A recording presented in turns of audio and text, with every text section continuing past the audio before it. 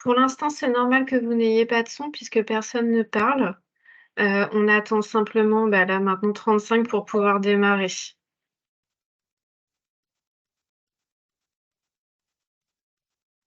Bonjour à tous ceux qui nous rejoignent.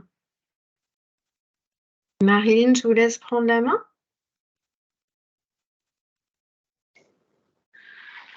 Bien, bonjour à tous. Merci de votre présence aujourd'hui pour une série en fait de 2 webinaires consacrés au genre. Aujourd'hui, dans ce premier volet, nous allons parler plus singulièrement de l'impact des stéréotypes sur l'orientation et la formation.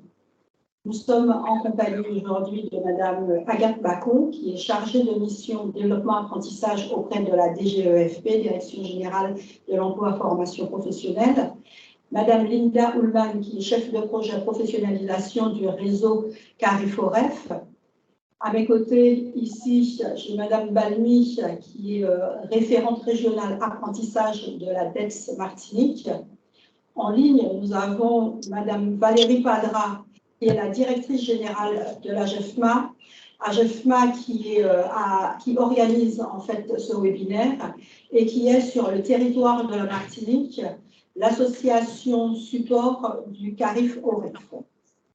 Enfin, nous allons avoir donc avec nous, et qui est là avec nous, Madame Anne-Laure Guineuf, qui est sociologue, qui va nous aider aujourd'hui à décrypter en fait les rouages, le mécanisme de la mise en place des stéréotypes et également comment aider à déconstruire pour avoir de bonnes pratiques professionnelles. Je démarre un webinaire. Alors, donc, il n'y a pas besoin peut-être de vous indiquer l'impact des que ce stéréotypes de webinaire... genre sur l'orientation et la formation.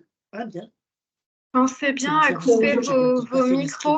Excusez-moi, mais certains n'ont pas coupé leur micro. J'allais y venir justement. Donc pour le confort de tous, donc pensez à désactiver vos micros, s'il vous plaît.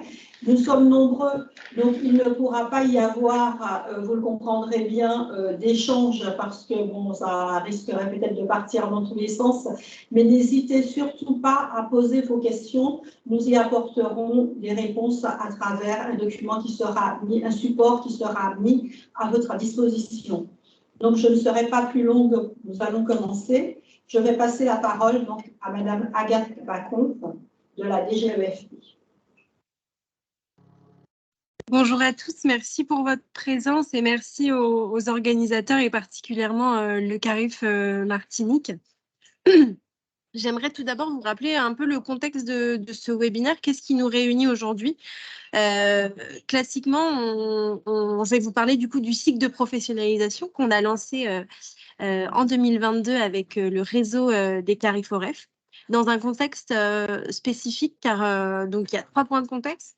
Le premier serait de dire qu'en gros, la ministre déléguée en charge de la formation professionnelle et de l'enseignement l'a répété à plusieurs reprises, la montée en puissance du nombre d'apprentis exige de la part de tous et de la part des CFA au premier chef, un maintien de la qualité de l'apprentissage dans ce contexte-là de croissance des effectifs.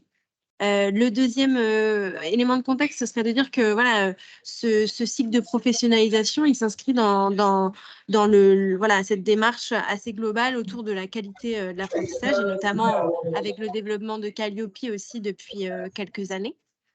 Et troisièmement, ce cycle de professionnalisation, il répond à une enquête qu'on avait faite auprès des CFA en 2022 et qui a démontré les vrais besoins qu'il y avait autour des connaissances sur les 14 missions. Les objectifs du coup de ce cycle de professionnalisation qui nous réunit aujourd'hui autour du webinaire sur le genre, ils sont triples. À la fois, le premier objectif, ce serait de donner au CFA des outils concrets pour assurer leur mission au quotidien. Le deuxième objectif, c'est de rendre visibles et accessibles les ressources. Et ce webinaire sur la lutte contre les stéréotypes est aussi une façon de rendre visible ce qui existe et les travaux des personnes qui agissent en cette faveur. Et enfin, qui est un objectif un peu plus global, qui est d'atteindre le socle commun de connaissances et de compétences sur les 14 missions des CFA. Voilà, c'est un peu les objectifs et le contexte que je vais résumer ce matin.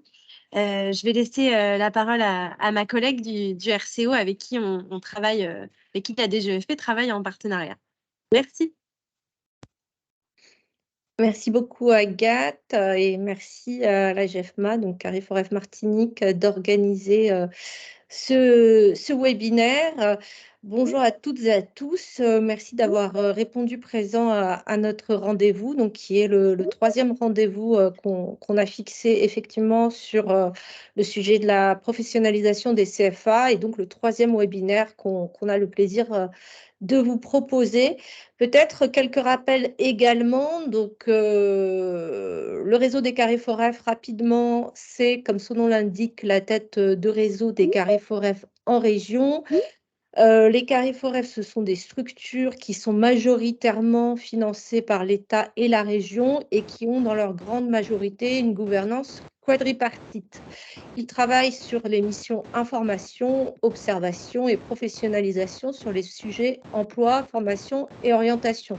Ces missions de service public ont été consacrées par un décret de juin 2021 et c'est au titre de la mission professionnalisation que le réseau des Carrefour F a été mobilisé donc pour accompagner les CFA dans l'exercice des 14 missions qui leur ont été confiées par la loi.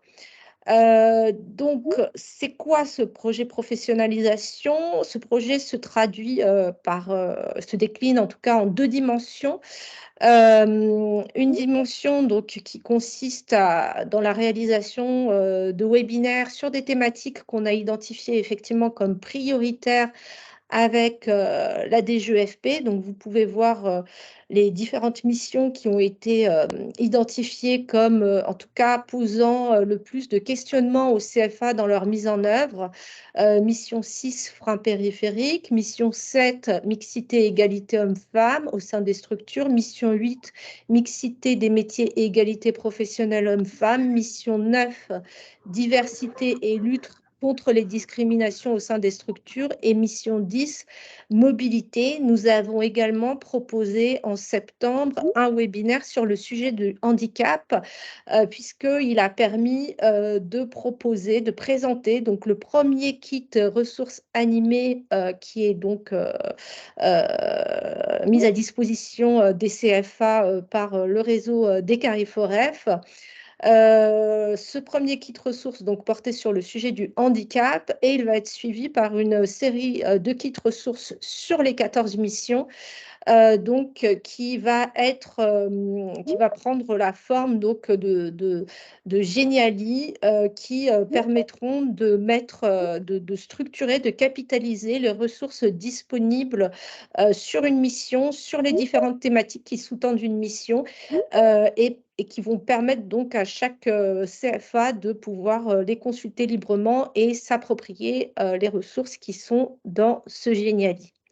Donc voilà pour ce qui est de la présentation du projet et je repasse la main. Merci beaucoup pour ces interventions. Il me semble que c'est à moi désormais de prendre la parole, si je ne dis pas de bêtises. Non. Oula. On a un petit souci de connexion, on ne vous entend pas très bien. Est-ce que vous entendez bien? Oui. C'est un petit oui, mais c'est mieux que tout à l'heure. Alors, nous voulions simplement prendre la parole au niveau de la DEX. Simplement, petit mot de remerciement au CARIF de s'être positionné sur ce webinaire pour mettre en avant l'action menée par justement la GEFMA sur le territoire et l'ensemble du réseau des Carrefour F pour justement permettre aux différents acteurs de l'apprentissage de se professionnaliser et notamment sur cette mission qui a suscité pas mal de questions au niveau des CFA. Je ne serai pas plus long, pardon. Simplement dire qu'en Martinique, par rapport à cette thématique, on a constaté qu'on a pu, peut-être pas forcément de manière volontaire, mais inverser la courbe des représentations, puisque à notre niveau, nous avons 54% de filles apprenties, ce qui ne correspond pas forcément à la représentation classique de l'apprentissage. Donc simplement nous dire de continuer sur cette lancée pour justement continuer à combattre les stéréotypes. Et j'engage tout le monde à être attentif au cours de cette présentation. Merci Valérie. Valérie, quelques mots s'il te plaît. Oui, donc vraiment, je vous remercie pour cette mobilisation aussi importante dans tous les territoires et pour l'intérêt de la thématique qui sera développée aujourd'hui, impact des stéréotypes sur l'orientation et l'information. Nous voyons bien que c'est un enjeu important, qu'il est nécessaire de prendre en compte dans la construction de tous nos parcours d'orientation et de formation. Alors, mesdames, messieurs, je souhaite vous exprimer notre fierté en qualité de CARIFOREF ultramarin, d'avoir participé à ce beau projet d'accompagnement à la montée en compétences de nos CFA. Je souhaite en particulier remercier mon équipe interne et en particulier Madame Cabrimol qui a tout mis en œuvre pour vous offrir cette belle prestation. Donc, je vous rappelle quelques rappels. La GEFMA, comme ça a été précisé, est un CARIFOREF. C'est une association qui a été créée en 1996 dans le cadre du contrat de plan, qui s'est développée dans un cadre institutionnel très fort et qui assure maintenant aujourd'hui sur son territoire une mission d'intérêt général couvrant l'intégralité du champ emploi-formation. Donc, comme l'a rappelé Madame Moulman, le décret du 22 juin 2021 inscrit donc nos missions dans le Code du travail et en particulier cette mission d'animation et d'accompagnement au niveau régional, territorial de la professionnalisation de tous nos acteurs, emploi, orientation et formation.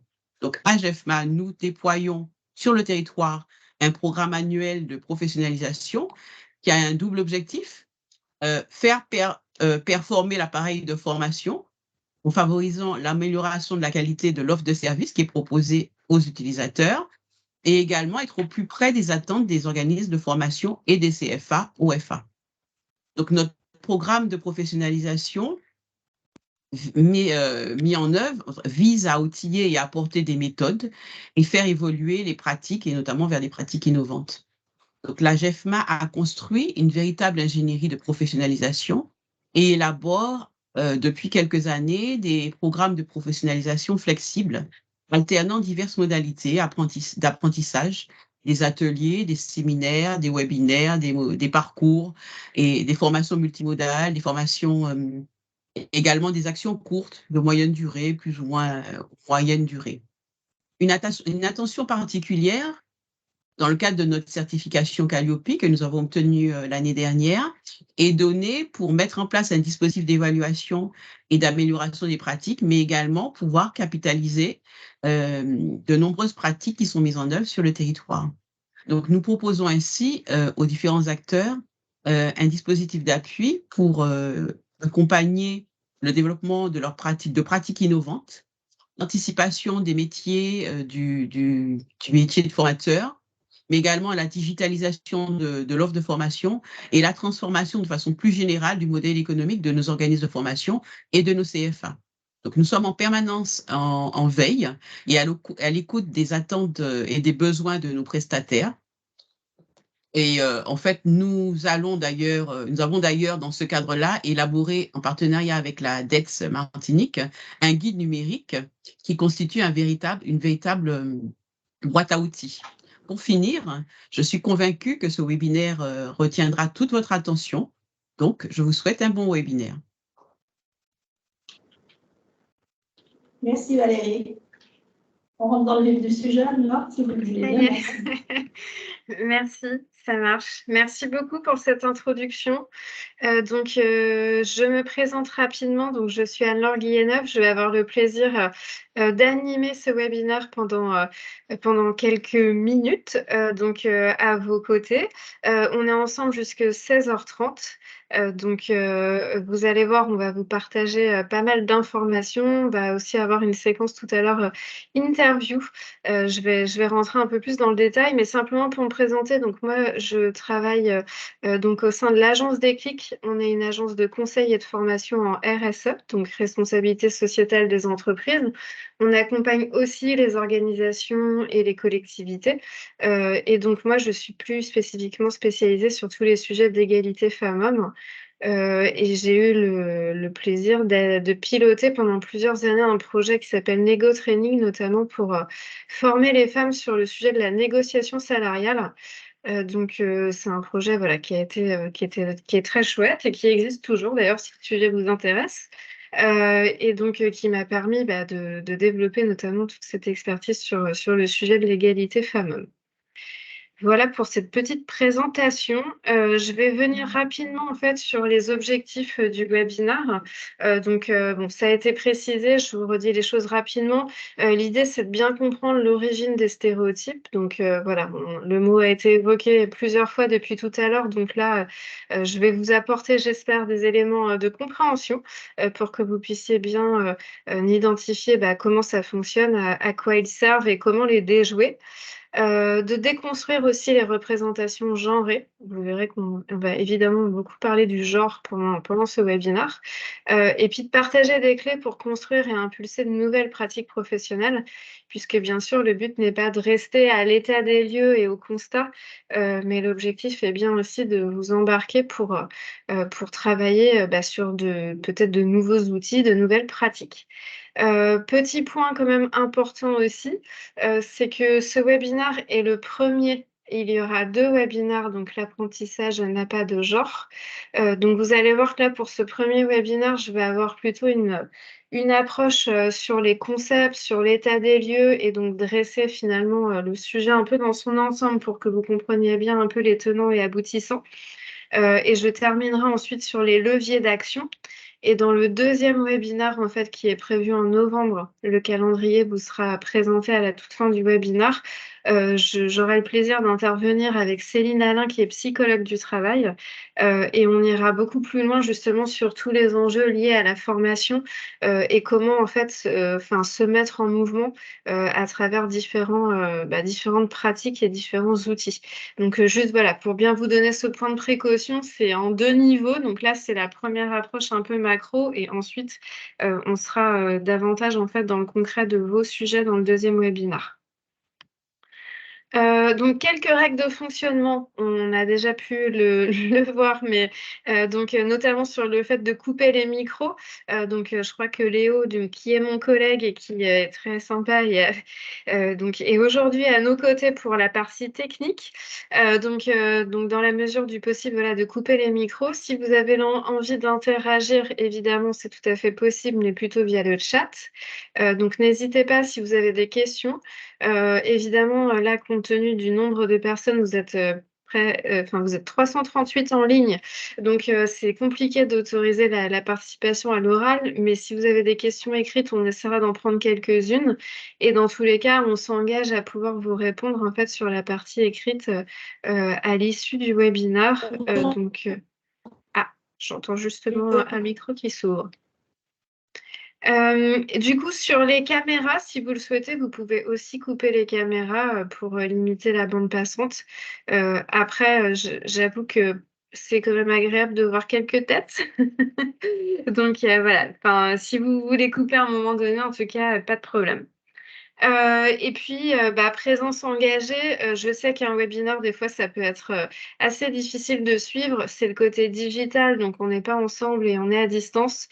Donc, je vous invite en tout cas à essayer de couper vos téléphones et désactiver les notifications pour essayer d'être pleinement concentré et puis pouvoir vraiment participer. Je vois les petits échanges sur le chat sur les soucis de micro. Très bien. Est-ce que Léo, toi, tu m'entends bien? Juste pour vérifier quand même que je ne parle pas dans le vent. Tout marche, Ok. tout marche bien. Ok, donc il y a des petits couacs ici et là, mais désolée pour ceux pour qui ça ne fonctionne pas très bien, mais Merci pour ceux qui me disent que ça fonctionne. Donc simplement pour vous redonner un peu les grandes étapes, là on va partir sur un état des lieux. Donc je vais vous poser un certain nombre de questions, notamment de quiz, pour que vous puissiez interagir et participer. Je vais vous partager un certain nombre de sujets. Ensuite, on va vraiment aller dans la définition, les concepts, et donc je vais vous proposer quelques éléments, notamment à travers les stéréotypes, la discrimination, les préjugés, etc. Ensuite, on aura une séquence témoignage. Donc, on a le plaisir d'avoir avec nous Naomi, qui va témoigner en fait sur son parcours d'apprenti et de professionnel dans un métier dit masculin. Est-ce que Naomi, tu me confirmes être avec nous? Je confirme, je suis là. Superbe, merci beaucoup. Petit point de vérification. Donc, de tout à l'heure, je t'interpellerai pour qu'on puisse faire notre interview. Mais voilà, avant cela, j'ai quand même pas mal de choses à vous dire. Et puis ensuite, on terminera sur... j'ai appelé ça chausser vos lunettes du genre. On est vraiment dans l'idée de se dire comment concrètement vous allez justement pouvoir vous mettre en mouvement sur les différents sujets. Et je vous partagerai quelques outils concrets, sachant que ça sera vraiment une première approche et qu'on ira plus loin dans le second webinaire. Donc, première question qui va concerner, donc je vous ai dit, je vais vous proposer quelques questions de quiz, histoire de vous maintenir avec moi et vous faire participer. À votre avis, quel est l'écart de rémunération entre les femmes et les hommes en France? Donc, normalement, si tout va bien, vous allez pouvoir participer avec un sondage en ligne, voilà, que mon collègue Léo va justement vous proposer. Donc, on va vous inviter tous à participer. Je vous affiche aussi les réponses sur la slide. Donc, je précise, et c'est important pour pouvoir répondre, qu'on raisonne ici en équivalent temps plein. La nuance est importante pour pouvoir trouver la bonne réponse.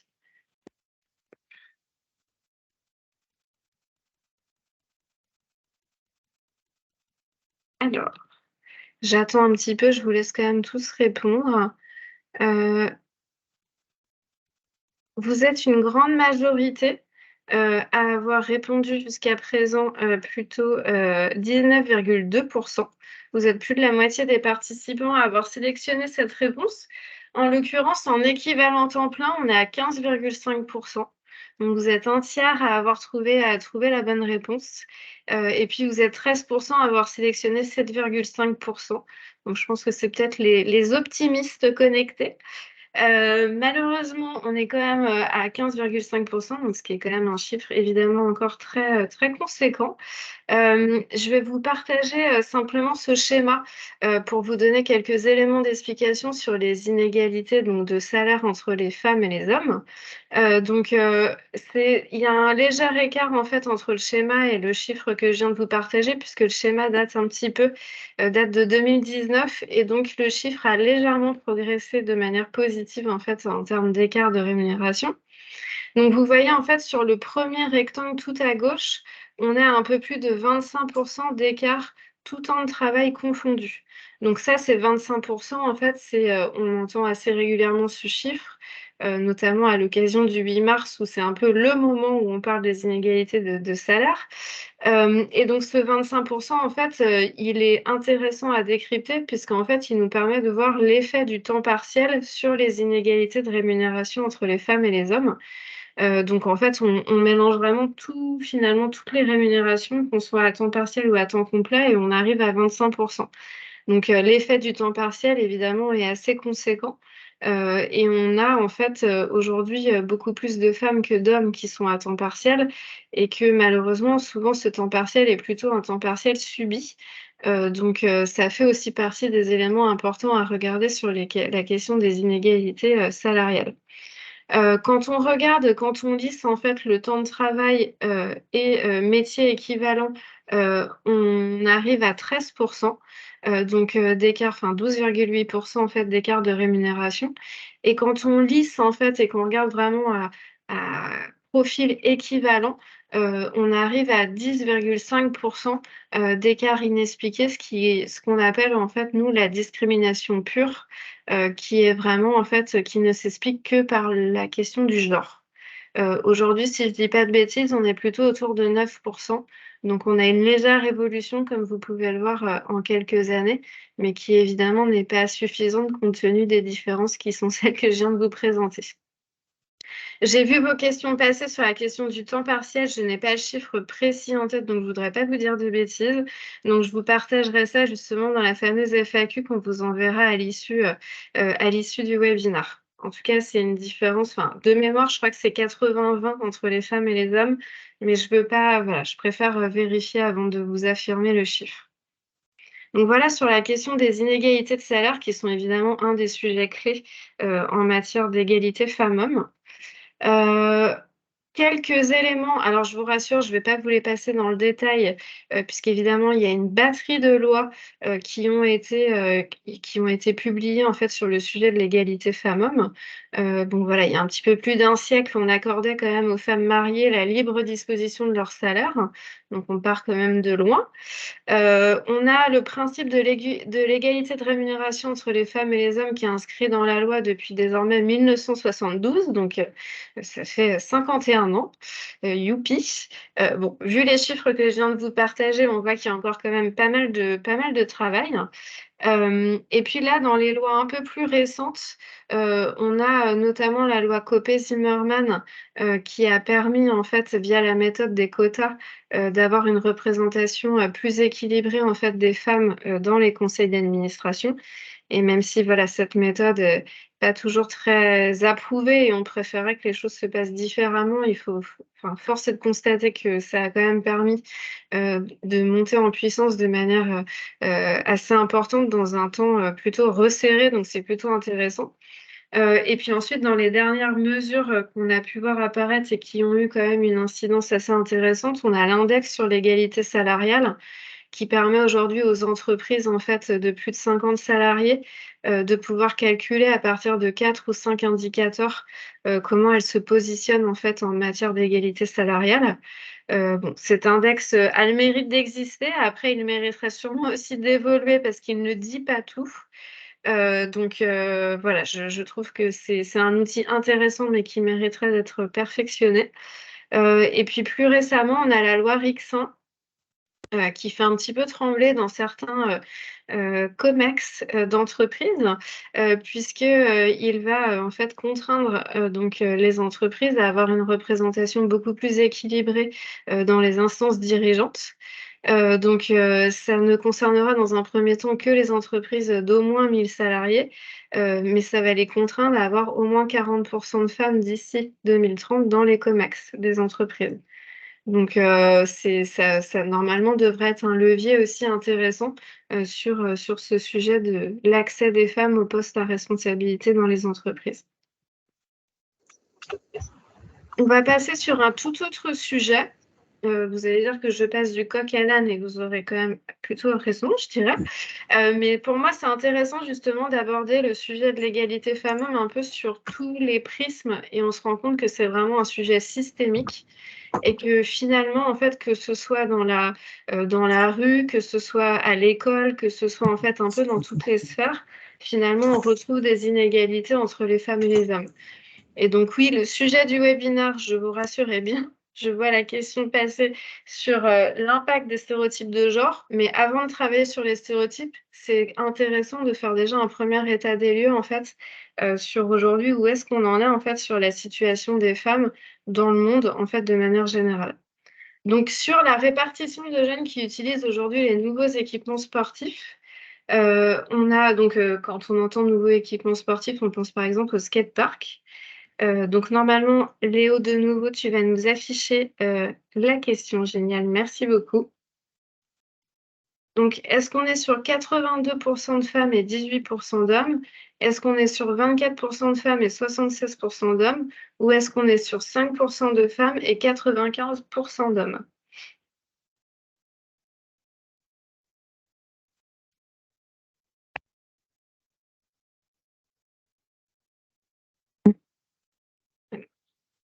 Pour l'instant, vous êtes assez nombreux à avoir sélectionné et la deuxième et la troisième. Donc, en tout cas, a priori, vous êtes assez peu nombreux à vous dire qu'il y a beaucoup plus de femmes dans les skateparks que d'hommes. Ça s'équilibre plutôt pas mal entre la deuxième et la troisième réponse.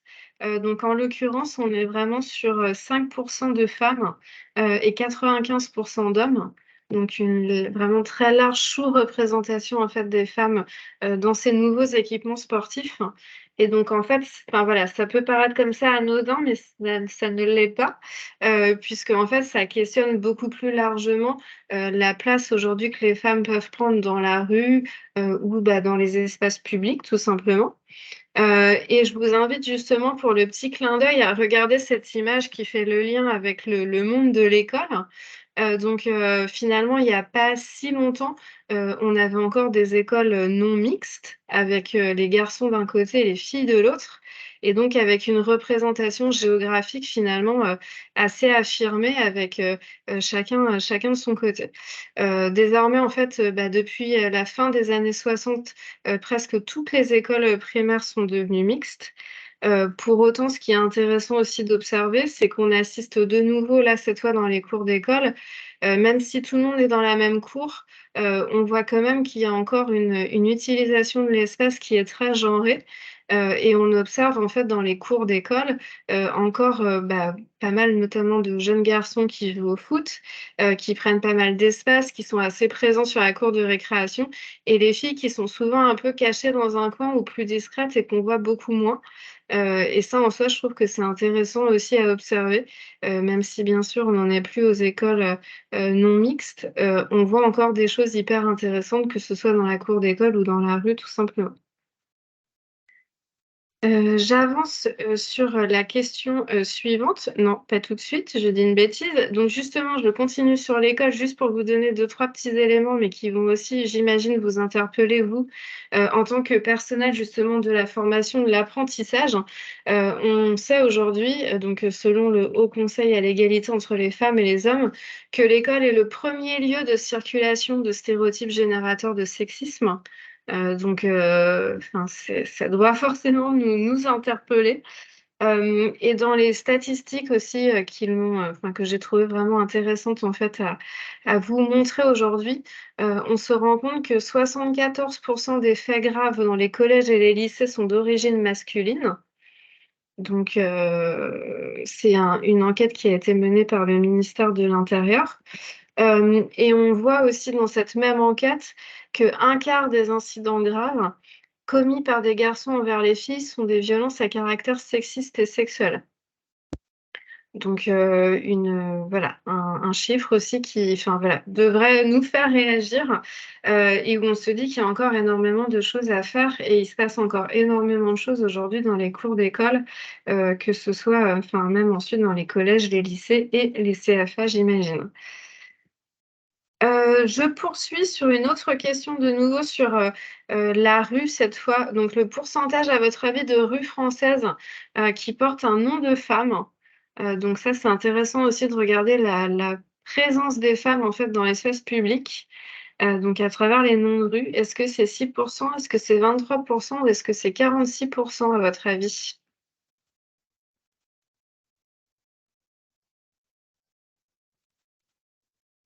Alors, il faut aussi que moi je réponde parce que sinon, je ne vois pas vos réponses. 6%. Vous êtes... Ah, ça se rééquilibre avec 23%. J'ai l'impression qu'en tout cas, plus les questions progressent et plus vous êtes pessimiste. Je ne sais pas si c'est juste une impression. J'espère que je ne vais pas trop vous plomber le moral, ce n'est pas l'objectif. Vous êtes 50% à avoir dit 6%, donc la moitié des participants. Et vous avez complètement raison, c'est 6% seulement, qui sont avec des rues nommées selon des patronymes féminins en France. On a juste 2 exceptions pour l'anecdote. Ce sont les départements de l'Indre et de la Creuse. Et ce qui est assez rigolo, c'est que dans les plaques les plus représentées sur ces 2 départements, ils portent le nom d'une femme, mais en l'occurrence, c'est le nom de George Sand qui porte un prénom qui, du coup, est plutôt normalement masculin. Donc, c'est voilà, le petit clin d'œil à George Sand. Donc, voilà, sur les rues françaises, on va enchaîner avec la 4e question. On va revenir justement sur le monde professionnel. À votre avis, aujourd'hui, combien de familles professionnelles sont-elles considérées comme mixtes? Donc, est-ce que ce sont 18 familles sur 87, 32 familles sur 87 ou 36 familles sur 87? Alors, juste pour vous donner un petit élément, en fait, pour que vous puissiez répondre à la question plus facilement, quand on parle de mixité, on est entre 40 et 60% en termes de ratio, voilà, pour la mixité de genre. Et donc là, effectivement, ça se joue encore. Vous êtes encore quelques-uns à répondre. Ça se joue plutôt entre les 2 premières réponses, entre les 18 familles et les 32 familles. Vous êtes vraiment, très collés sur les 2 premières réponses. Et donc en l'occurrence, vous avez raison pour ceux qui ont sélectionné 18 familles sur 87. Donc sont considérés comme étant mixtes, c'est-à-dire pouvant afficher un ratio de 60 à 40% entre les 2 sexes. Ce qui est intéressant aussi pour compléter ce propos et qui va rejoindre aussi évidemment le sujet de l'orientation, aujourd'hui, près de la moitié des femmes actives sont ainsi concentrées dans 10 de ces 87 familles, quand la moitié des hommes occupent des postes dans 17 de ces groupes de métiers. Oui. Ah, on a une petite interférence. Voilà, on voit qu'en tout cas, il y a peu de mixité dans les familles professionnelles et que finalement, les femmes sont représentées dans assez peu de familles, là où les hommes sont finalement présents dans beaucoup plus de familles. Et ce qui est intéressant aussi, c'est quand on qualifie les familles, on se rend compte qu'on retrouve les femmes dans les secteurs les moins rémunérateurs et les plus précaires. Et on a beaucoup évidemment, par exemple, de femmes dans les métiers de la santé, par exemple, dans les métiers du soin. Et voilà, ça rejoint le premier sujet aussi de la rémunération et des inéquités. Alors, je me permets de remonter une question qui est: qu'est-ce qu'on entend par famille professionnelle mixte? Alors, par famille professionnelle, on entend en gros les secteurs d'activité. On va parler par exemple des grandes familles comme la famille du bâtiment, la famille justement des métiers du soin et de la santé. Et la mixité, c'est ce que je disais tout à l'heure, c'est quand on a un ratio qui est de 60 à 40% entre les 2 sexes. Donc finalement, aujourd'hui, on n'a que 18 familles sur 87, sur les familles listées par l'INSEE, qui sont vraiment considérées comme mixtes. J'espère que ça a répondu. Je vais passer à ma dernière question, et cette fois, qui va concerner justement directement vos métiers.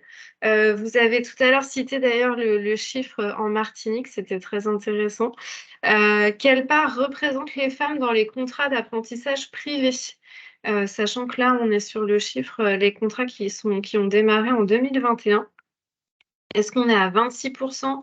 Est-ce qu'on est à 34% ou est-ce qu'on est à 44%?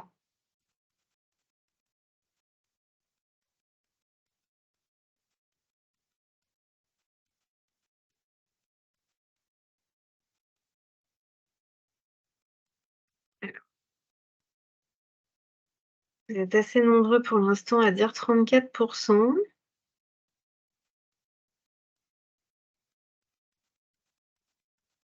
Vous êtes près de la moitié à avoir choisi 34%. On a un gros tiers sur 26% et seulement 19% sur 44.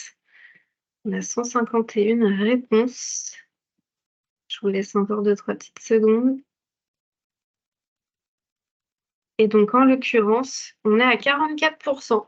Donc, moi, j'étais assez surprise, honnêtement, par ce chiffre, qui contraste quand même pas mal, finalement, avec tout ce qu'on a évoqué tout à l'heure et les chiffres qui sont plutôt parfois assez inquiétants. Et là, pour le coup, on voit qu'il y a une vraie belle évolution, en fait, sur justement la part des femmes dans les contrats d'apprentissage privé. Une évolution qui est assez récente, puisque finalement, quand on regarde les chiffres, ça a progressé assez rapidement en très peu de temps.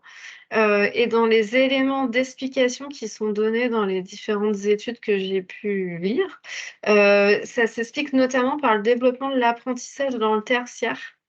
avec un secteur qui est de fait plus féminisé. Donc, le développement de l'apprentissage dans le tertiaire explique en partie en fait le fait qu'aujourd'hui on retrouve beaucoup plus de femmes dans les contrats d'apprentissage.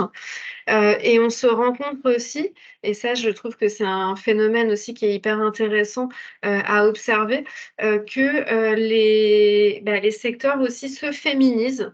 Donc voilà, les progressions sont parfois un peu lentes, mais en l'occurrence, si on prend par exemple le secteur de la construction, on se rend compte qu'aujourd'hui, les femmes représentent 11% des contrats d'apprentissage privés en 2021 contre 6% en 2018. Donc, il y a eu quand même un écart très significatif en l'espace de 3 ans. Donc, voilà, les choses progressent doucement, mais sûrement. Merci en tout cas pour votre participation à toutes les questions. Je vais continuer en fait ce partage et cet état des lieux. Avant de passer à la définition au concept, je voulais repartager aussi quelques éléments sur la répartition aujourd'hui du pouvoir, que ce soit dans les sphères économiques, politiques, la presse par exemple. Je trouvais que c'était intéressant aussi de vous redonner quelques éléments aujourd'hui sur la place des femmes, avant qu'on puisse parler vraiment des stéréotypes dans le détail. Déjà, premier point, et non des moindres, dans le monde aujourd'hui, on sait que les hommes détiennent 50% de richesse en plus que les femmes. Donc, c'est un écart évidemment ultra significatif. Voilà, j'avais oublié que j'avais mis un petit gif. J'aime bien les gifs, vous avez dû vous en rendre compte. Pas autant que mon collègue Léo, mais j'aime bien quand même. Ensuite, ce qui est intéressant aussi, je vous l'ai dit, c'est dans la presse. Il se passe aussi évidemment beaucoup de choses à travers la presse et à travers la place des femmes dans la presse. Aujourd'hui, c'est 36%, c'est le temps de parole des femmes à l'antenne, que ce soit à la radio ou la télé. C'est un petit peu plus d'un tiers. Donc, ça veut dire qu'aujourd'hui, on a quand même 2 tiers de temps de parole qui sont donc pris par les hommes, encore donc en 2022. Donc, bon, voilà, les choses progressent, mais j'avoue que je trouve ça quand même toujours encore assez faible. Jean-François, non, ce n'est pas normal. Normalement, nous sommes à la diapo 21. Donc, n'hésitez pas peut-être à rentrer et à ressortir si vous avez un petit moment de latence. Normalement, on a avancé pas mal quand même. Donc, la part des femmes présentes à l'antenne a bien progressé en 2022, enfin bien progressé de plus 1 point. Voilà, les choses avancent, mais comme je le disais tout à l'heure, encore relativement lentement. Dans les petites astuces que j'aime bien partager, je suis passée un peu vite, n'hésitez pas à diffuser autour de vous ce site internet qui s'appelle Les Expertes, qui recense justement un certain nombre d'expertes dans tous les domaines, en fait, que ce soit la santé, la recherche, etc. Et donc, ça permet justement d'accroître la visibilité des femmes dans le monde des médias. Et ça permet en fait aux journalistes, quand ils recherchent des témoins pour participer à leurs émissions, de pouvoir aller chercher plutôt des expertes féminines. Et enfin voilà, ça avait été notamment beaucoup, c'est un sujet qui avait été pas mal évoqué au moment du Covid, où on se rendait compte qu'il y avait par exemple énormément d'hommes qui prenaient la parole sur le sujet et finalement assez peu de femmes. Donc aujourd'hui, il existe des initiatives comme les experts, donc voilà, parlez-en autour de vous, c'est intéressant d'avoir ce genre de relais, une sorte d'annuaire d'expertes femmes. Le pouvoir politique également, donc bon, évidemment, n'est pas épargné. Je pense que ça ne vous surprendra pas. Aujourd'hui, on a près de 20% des communes avec une femme maire en 2020. C'est peu, mais c'est mieux. Comme sur tous les autres chiffres que j'ai pu vous partager. Et donc, je vous partage ce schéma où on voit en fait la nette progression des femmes maires et des femmes dans les conseils municipaux depuis l'après-guerre. Évidemment, sur les femmes maires, on partait de rien finalement, de quasiment aucune femme. Donc, on a quand même une progression qui est significative. Et sur les conseils municipaux, c'est beaucoup plus flagrant, mais qui s'explique aussi par la loi, puisqu'aujourd'hui, finalement, les conseils municipaux et dans les listes électorales, on a l'obligation d'être dans l'alternance obligatoire d'un homme et d'une femme, et ce depuis 2014. Donc forcément, du coup, ça a eu une incidence. C'est un peu comme la méthode des quotas.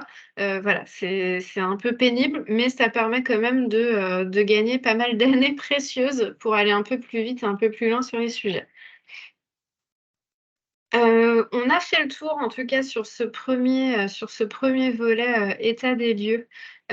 État des lieux et puis, voilà, tout simplement les chiffres, le quiz.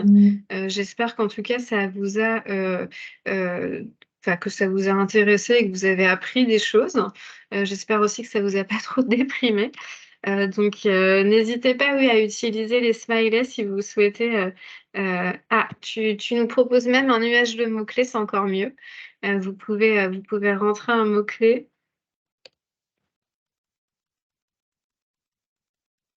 Merci en tout cas pour vos réactions.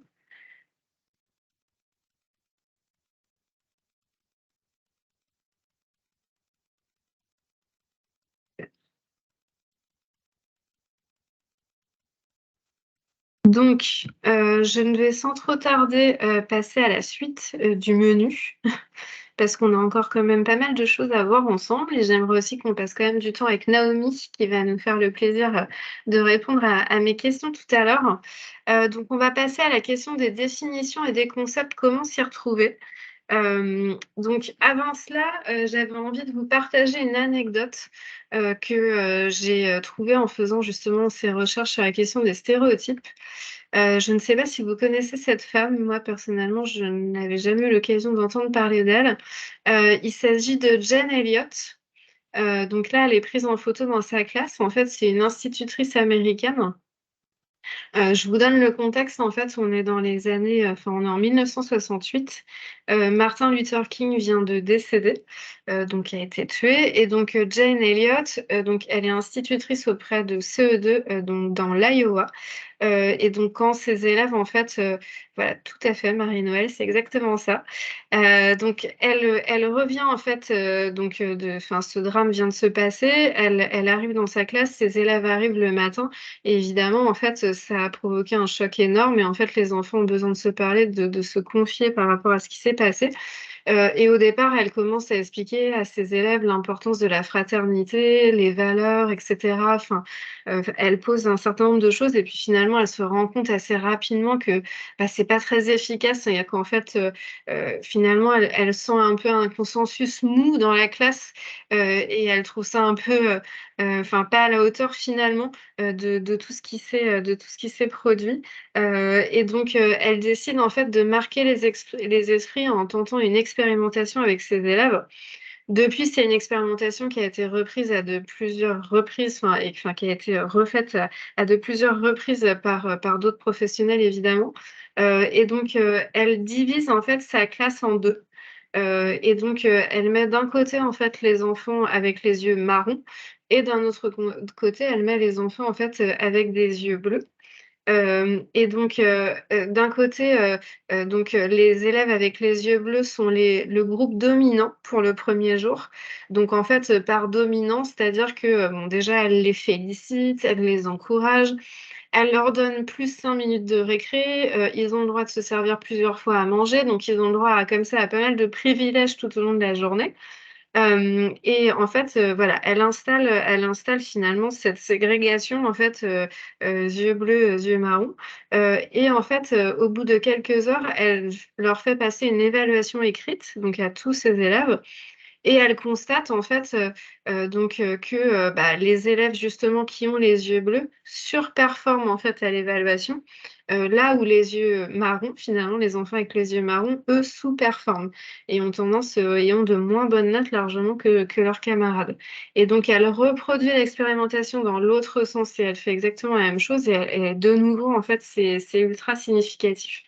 Et donc, en fait, elle s'appuie là-dessus ensuite pour expliquer aux enfants bah, ce qu'est en fait la ségrégation raciale et comment elle fonctionne, et les impacts aussi ultra négatifs que ça peut avoir sur les personnes, évidemment, d'avoir ce genre de comportement et de pratique.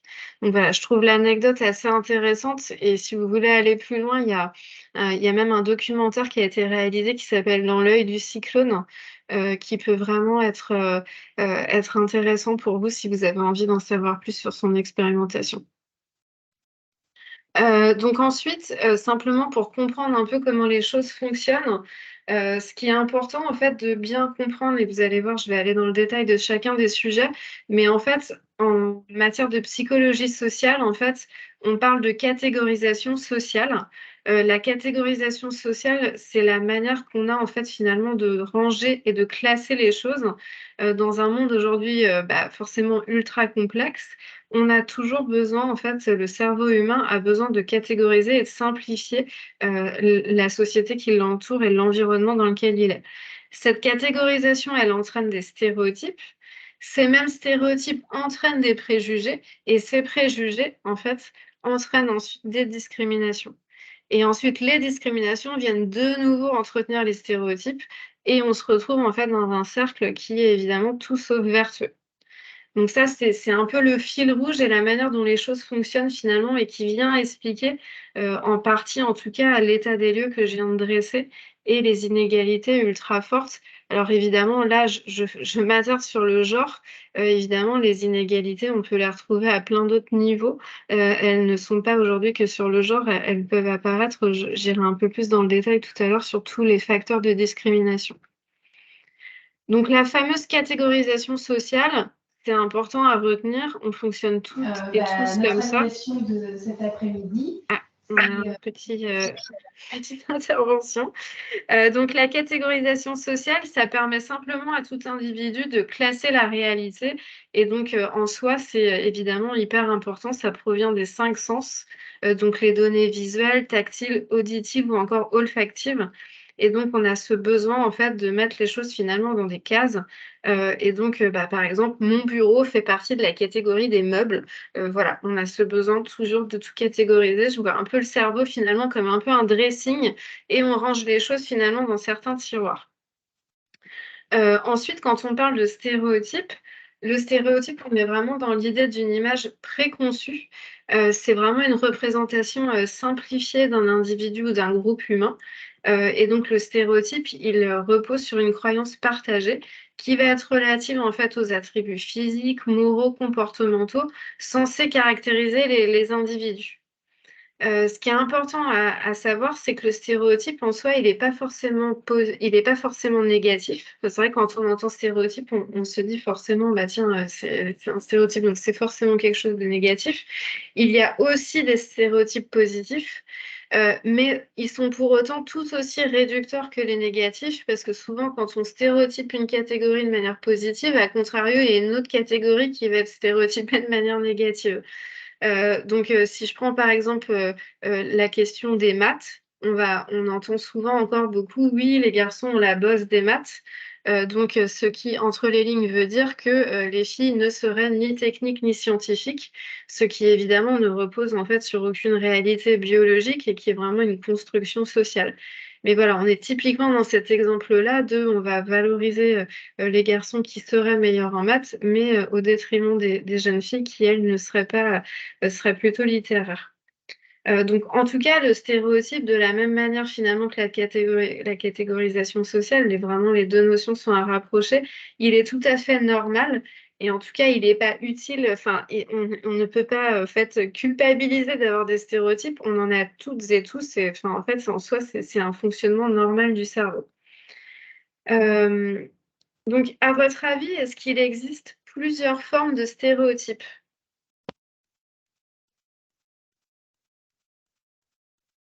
Je ne sais pas si Léo, justement, s'est passé directement à la réponse. Donc oui, j'ai eu directement la slide qui est passée, pardon. Donc, il y a 3 catégories, en fait, donc oui, de stéréotypes.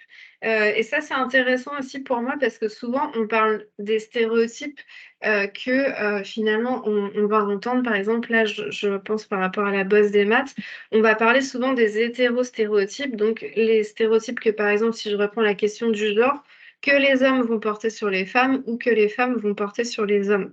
Donc, sur les hétérostéréotypes, c'est vraiment l'image qu'un groupe a sur un autre et inversement. Donc ça, c'est un peu la forme, voilà, un peu classique partagée. Après, on a les autostéréotypes, et ça, je trouve que c'est une réflexion qui est hyper intéressante. C'est l'image qu'on va vraiment avoir de soi-même et la catégorie à laquelle on appartient. et qui peut aussi engendrer un manque de confiance en soi. On en parlera tout à l'heure, mais c'est pas uniquement le regard que porte l'autre sur soi-même, c'est aussi le regard que soi, on va porter sur soi, en fait. Donc l'autostéréotype, il est aussi hyper intéressant, en fait, à travailler. Et puis ensuite, on a ce qu'on appelle les métastéréotypes. Alors attention, là, accrochez-vous. On monte d'un cran en termes de complexité. Là, on est sur l'image que l'on se fait du stéréotype que les autres ont sur soi. Donc, on va s'imaginer que, par exemple, si je reprends mon exemple, moi, en tant que femme, je vais m'imaginer que les hommes vont penser ça de moi. On va être, voilà, on est dans un système un peu plus complexe sur le métastéréotype, mais qui va aussi potentiellement générer de l'autocensure. Donc, en tout cas, les stéréotypes, il faut toujours avoir cette vision-là. Enfin, voilà, c'est pas uniquement d'une catégorie à l'autre, c'est aussi ce qu'on va avoir, le regard qu'on va porter aussi sur soi-même. Moi, par exemple, qui ai beaucoup travaillé sur les sujets en fait de négociation salariale, j'ai vraiment, enfin, eu dans les témoignages de femmes, en fait, beaucoup de choses autour justement du regard qu'on porte sur soi, justement des croyances limitantes. Je vais en parler tout à l'heure de manière plus approfondie, mais parfois on va se mettre aussi des freins alors que finalement ils n'ont pas lieu d'exister, et on va plutôt se les infliger à soi-même. Donc ça, je trouve que c'est un levier intéressant à travailler. Et puis ensuite, on a la question des préjugés. Donc le préjugé, c'est vraiment une opinion préconçue qui porte sur un sujet, un objet, un individu ou un groupe d'individus. Donc on n'est plus sur la question de l'image, on passe vraiment à la notion d'opinion. Donc le préjugé, on est sur une notion encore un petit peu différente.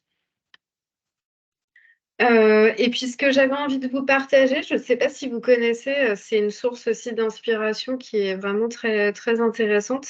C'est le Laboratoire de l'égalité. C'est un think tank en fait, qui est situé à Paris, mais qui a des études au niveau national, qui est spécialisé justement sur la question de l'égalité femmes-hommes, et qui se donne pour objectif de partager une culture commune de l'égalité entre les femmes et les hommes. Et ils ont rédigé, en fait, avec un certain nombre de partenaires, un pacte qui s'appelle le Pacte pour l'égalité de genre dans l'insertion professionnelle des jeunes. Et donc, dans ce pacte, en fait, ils ont notamment un focus sur ce qu'ils appellent l'interprétation genrée des compétences. Et ça, je trouve aussi que c'est un sujet hyper intéressant à explorer. C'est-à-dire qu'on se rend compte que des mêmes traits de caractère vont être perçus très différemment chez une femme et chez un homme. Donc, par exemple, un homme qui va être sûr de lui et un peu rentre-dedans, il va être plutôt considéré comme un leader, alors que si une femme, en fait, a les mêmes traits de caractère, on va plutôt la percevoir comme agressive, voire même hystérique. Hystérique étant un mot qu'on entend quand même assez régulièrement sur les femmes. Et ça, je trouve que c'est hyper intéressant aussi, ce genre d'approche et de réflexion à avoir, de se dire qu'en fonction du trait de caractère et du genre auquel on appartient, on ne va pas avoir la même interprétation, et il ne va pas en découler la même analyse. Et je m'amuse assez souvent justement de ce type de sujet. Enfin, j'ai un exemple assez concret d'une entreprise avec laquelle j'ai travaillé, qui est une entreprise du bâtiment. Et donc, c'est une entreprise de maçonnerie. Et donc, dans leurs objectifs, en fait, c'est une entreprise, comme beaucoup d'entreprises dans le bâtiment, elle galère à recruter. Et elle peine beaucoup à fidéliser en fait les collaborateurs dans l'entreprise. Et donc dans les leviers qu'elle a identifiés, elle voit évidemment le fait de recruter davantage de femmes comme un vrai levier pour avoir davantage en fait de collaborateurs qui travaillent pour elle tout simplement. Et puis elle a conscience aussi que la mixité, ça peut apporter des choses intéressantes. Donc on a eu pas mal d'échanges là-dessus. Et le dirigeant me disait, par exemple, moi, j'aimerais bien qu'on ait plus de femmes parce que les femmes elles sont plus soignées, elles sont plus, enfin, c'est plus propre quand elles sont sur un chantier, quand elles font les choses. Et donc, c'est rigolo parce que sur ce genre de sujet de la mixité, parfois, on va aller chercher justement des femmes, mais en refaisant appel à nouveau à des stéréotypes puisque finalement, comme plein d'autres sujets, on ne naît pas en fait en tant que femme en étant propre et soignée ou à l'écoute de l'autre. Et ça, en fait, c'est vraiment des constructions sociales. Donc, je trouve que c'est des choses assez intéressantes à détricoter Et il y a parfois aussi une forme de sexisme un peu bienveillant quand on échange parfois avec des chefs d'entreprise sur ce type de sujet. Il n'y a pas de mauvaise intention, mais parfois il y a une méconnaissance aussi et parfois aussi une certaine maladresse sur ce type de sujet, quoi. Et puis ensuite, le sujet des discriminations. Vous vous rappelez, dans mon fameux schéma, au départ, on avait les discriminations tout en bas et puis qui revenaient nourrir la partie stéréotype. La discrimination, en fait, selon le défenseur des droits, c'est un traitement défavorable qui doit généralement remplir 2 conditions cumulatives. Pour qu'une discrimination soit avérée, elle doit à la fois être fondée sur un critère défini par la loi. On a beaucoup abordé depuis tout à l'heure la question du sexe, du genre, la question de l'âge, de l'handicap. Enfin, je vais vous détailler toutes les formes de discrimination. Et elle doit aussi relever d'une situation visée par la loi. Donc, on va parler d'accès à un emploi, un service, un logement, etc. Donc, pour parler de discrimination, il faut vraiment avoir ces 2 conditions cumulatives. Et puis, je vous partage justement les 25 critères de discrimination. Vous allez voir, je les cite à plusieurs reprises. Il y a un réseau qui s'appelle À compétences égales. Je trouve qu'ils font des choses vraiment super intéressantes en termes d'outils. Il y a des choses qui sont téléchargeables, qui sont accessibles assez facilement sur leur site et qui traitent de plein de sujets autour justement des inégalités, de l'équité. Ils ont justement, à travers ce visuel, dessiné les 25 critères de discrimination. Voilà, je ne vous les reprends pas tous dans le détail, mais en fait, la discrimination, évidemment, peut prendre plein de formes. Là, en l'occurrence, on va s'intéresser surtout à la discrimination qui concerne le sexe. Je reviens sur mon histoire de croyances limitantes. Aujourd'hui, en fait, quand on a justement, dans le monde dans lequel on est et quand on voit l'état des lieux que je vous ai dressé tout à l'heure, si je reprends mon histoire des yeux bleus et des yeux marrons, aujourd'hui, en tant que femme, on est plutôt dans la catégorie des yeux marrons. De fait, de manière assez logique, on a aussi des croyances limitantes qui viennent un peu nous polluer et qui nous empêchent aussi d'aller parfois sur des postes à responsabilité, de viser certains métiers, d'aller dans certains secteurs. En fait, ça peut finalement avoir un impact assez considérable en fait, sur nos vies et nos trajectoires de vie. Dans les croyances limitantes, on entend je suis pas capable de, personne ne voudra de moi, je suis trop ou pas assez, je n'oserai jamais. Et puis il faut aussi reconnaître que les femmes sont quand même soumises à bon nombre d'injonctions.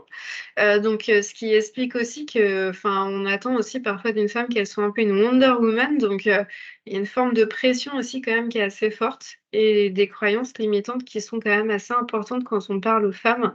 En tout cas, une fois qu'on y prête attention, voilà, je parlais tout à l'heure des lunettes du genre, mais une fois qu'on a mis ces lunettes et en fait on fait attention à plein de choses, on se rend compte que c'est un peu partout dans les discussions et les échanges qu'on peut avoir. Et j'avais envie de vous partager un petit conseil lecture. Moi, j'ai trouvé ce livre super. C'est une journaliste en fait qui s'appelle Florence Pagneux et elle a rédigé en fait un livre qui s'appelle Ce que nos filles ont à nous dire. Et ce livre, en fait, il concerne la génération post-MeToo. Et Florence, en fait, elle s'est appuyée sur une étude qui a été réalisée, en fait, auprès de jeunes filles. De mémoire, ça doit être de 13 à 18 ans. Essentiellement sur le territoire des Pays de la Loire. Mais ce qu'elle extrait, en fait, est finalement valable quand on regarde les études nationales, on retrouve exactement les mêmes phénomènes. Dans l'étude qu'elle a menée en fait auprès de ces jeunes filles, dans les verbatims, les choses qui sont ressorties, il y a des choses qui sont quand même assez frappantes. J'ai peur de ne pas réussir mes études. Je ne pense pas avoir certaines capacités intellectuelles. La société et le sexisme mettent des barrières aux femmes. Léa, qui est dans une école d'ingénieurs, donc ça allait plutôt jusque 20 ans, je n'ai pas le niveau des garçons de ma promo qui sont encore plus passionnés que moi. Je sais que je ne devrais pas dire ça. Eux ne se posent pas la question de savoir s'ils sont légitimes. Et en fait, ce livre, il regorge de plein de verbatims et de plein de partages qui, moi, je trouve, sont hyper intéressants à lire aujourd'hui parce qu'on entend beaucoup, j'ai le sentiment, dans les médias, dans le milieu économique, culturel, et cetera, qu'en fait, aujourd'hui, il n'y a plus vraiment de sujet sur l'égalité femmes-hommes, que les combats ont été menés, que finalement, aujourd'hui, on a beaucoup progressé et que les jeunes générations ne se posent plus vraiment la question. Donc moi, je trouve qu'il faut lire ce livre pour se dire non, en fait, on a encore énormément de sujets à travailler et les croyances limitantes sont extrêmement présentes, en fait, chez les jeunes femmes. Alors, simplement, je vous partage juste aussi à l'oral, j'allais oublier un chiffre. Donc aujourd'hui, dans l'étude, en fait, il a été demandé aux jeunes filles, combien, en fait, pensent exercer, en fait, le métier qu'elles souhaitent. Et parmi les jeunes filles qui ont répondu, il y a 58 des jeunes filles, donc près de 6 jeunes filles sur 10, qui ont déclaré penser ne pas exercer le métier qu'elles souhaiteraient faire, en fait. 58. Donc j'ai trouvé aussi ce chiffre vraiment édifiant, quoi. 6 jeunes filles sur 10 qui se disent qu'elles vont pas faire le métier qu'elles auraient envie réellement de faire. Voilà, pour ce partage. Et puis, de nouveau, un schéma justement qui est partagé par à compétences égales. Si vous voulez avoir, de manière un peu résumée et beaucoup plus sympa que mon petit schéma, introductif avec mes quelques flèches, vous avez, ce finalement dessin, qui a été réalisé par Éric Thiénot, qui est un illustrateur, qui fait des choses très chouettes. Et qui explique très bien, en fait, justement, les différents éléments, comment fonctionne le stéréotype, qui apporte pas mal d'éléments de langage et ça, c'est pareil, c'est des ressources qui sont disponibles sur le site d'À compétences égales, et que vous pouvez réutiliser si vous souhaitez, en fait, partager ça, dans votre cadre professionnel ou personnel. Et puis, je vous invite aussi à tester un outil. Le même think tank partage en fait le déclicheur et donc en fait, c'est un outil, très simple en fait, qui nous amène en fait à réfléchir à nos propres stéréotypes. Parce que parfois on se dit: «Non, mais c'est les autres», mais en fait finalement on en a tous et c'est hyper intéressant de s'en rendre compte pour mieux lutter contre. Et le déclicheur, en fait, vous allez voir, c'est un outil qui est disponible en ligne. De toute façon, on vous enverra les éléments avec les liens. Comme ça, vous pourrez justement aller tester. Et en fait, c'est un outil qui vous permet vraiment de comprendre, en fait, comment votre cerveau un peu fonctionne. Et on appelle ça des tests d'association implicite, les TAI. Et en fait, on va vous donner des mots-clés et vous allez devoir les ranger et les mettre dans des cases. Et vous allez voir, en fait, on vous demande de ne pas réfléchir, il faut vraiment faire ce test de manière ultra spontanée. Et en fait, c'est hyper intéressant de voir comment notre cerveau fonctionne et comment spontanément on va ranger les choses. Et voilà, vous allez voir, moi j'ai trouvé le test assez édifiant et je trouve que c'est assez intéressant de le tester sur nous-mêmes finalement. En tout cas, bonne nouvelle, parce que j'en ai quand même quelques-unes pendant le webinaire, je vous rassure. Et je ne sais pas si vous avez déjà entendu parler de la plasticité cérébrale ou neuronale. Moi, j'ai découvert cette notion il y a peu de temps en pratiquant la fresque du sexisme. Et j'y reviendrai tout à l'heure, la fresque du sexisme, c'est un outil qui peut vraiment être très chouette à utiliser, notamment dans les établissements scolaires. Et en fait, la plasticité, neuronale, c'est, la capacité du cerveau à remodeler ses connexions en fonction de l'environnement ou des expériences vécues par l'individu. Donc autrement dit, si je reprends l'image de mon dressing de tout à l'heure, et bien, en fait, on peut tout à fait apprendre à ranger son dressing différemment. Évidemment, notre cerveau, il peut se remodeler et on peut tout à fait, en fait, être dans l'apprentissage et via la pédagogie, l'information et la compréhension, on peut bien sûr essayer de ranger les choses autrement. Donc, ça, moi, je trouve que c'est ultra positif aussi de se dire, les choses, bien évidemment, peuvent évoluer et on n'est pas assigné à fonctionner et à penser d'une certaine manière. Et puis si j'avance avant l'interview avec Naomi, juste sur quelques ressources, je vous partage aussi, alors les travaux, les illustrations d'Élise Gravel. Oui, bonne nouvelle Valérie. Élise Gravel, je vous recommande, elle a été pas mal, connue parce que c'est elle qui a commencé à dessiner, à écrire sur la question de la charge mentale, qui est évidemment un sujet éminemment important quand on parle de la question de l'égalité femmes-hommes. Et Élise Gravel a fait ces 2 affiches pour les filles et pour les garçons. J'aime bien parce qu'en fait, elle prend vraiment le contre-pied des préjugés de genre. Et donc, les filles, elles peuvent être sales, elles peuvent être drôles, elles peuvent être bruyantes, enfin voilà, elles peuvent être puantes carrément. Voilà, je trouve ça assez sympa, plutôt avec un public d'enfants. Mais en tout cas, je trouve que c'est des choses qui pourraient totalement être affichées dans les classes pour voilà, déconstruire justement le côté de l'image de la petite fille un peu sage, plutôt l'élève modèle dans un coin, et puis là où le garçon va prendre davantage de place dans la classe. Et puis, elle a fait le pendant côté garçon, parce que là, j'ai beaucoup abordé évidemment les choses sous l'angle des femmes, parce qu'aujourd'hui, les femmes sont victimes premières des inégalités, mais les hommes aussi sont victimes des inégalités, parce que bien sûr, on attend d'eux de la virilité, on attend d'eux de ne pas pleurer, on attend d'eux, eux aussi, en fait, de se mettre dans certaines familles professionnelles et pas dans d'autres. Et les injonctions, en fait, elles sont vraiment réciproques. Et on a des injonctions, que ce soit pour les hommes ou que ce soit pour les femmes. Après, aujourd'hui, force est de constater, quand on voit les chiffres, que les femmes en sont bien sûr fortement victimes. Mais quand on regarde, par exemple, les questions de parentalité et la manière aujourd'hui dont c'est traité par les entreprises, le fait qu'il y ait encore beaucoup d'hommes, par exemple, qui ne prennent pas le congé paternité, en fait, en intégralité, enfin, c'est des sujets qui sont hyper intéressants à aller analyser de près. Et les hommes aussi, parfois, souffrent aussi de cette situation. Voilà pour ces différentes ressources.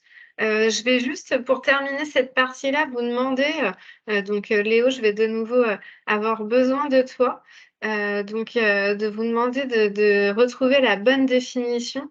J'ai abordé plusieurs fois ces 2 notions, le sexe et le genre.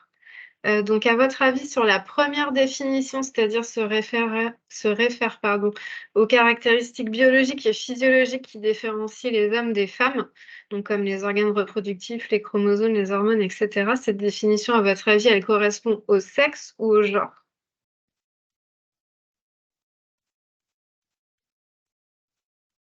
Je réponds moi aussi. Et oui, vous êtes super nombreux. Je vous laisse répondre au fil de l'eau.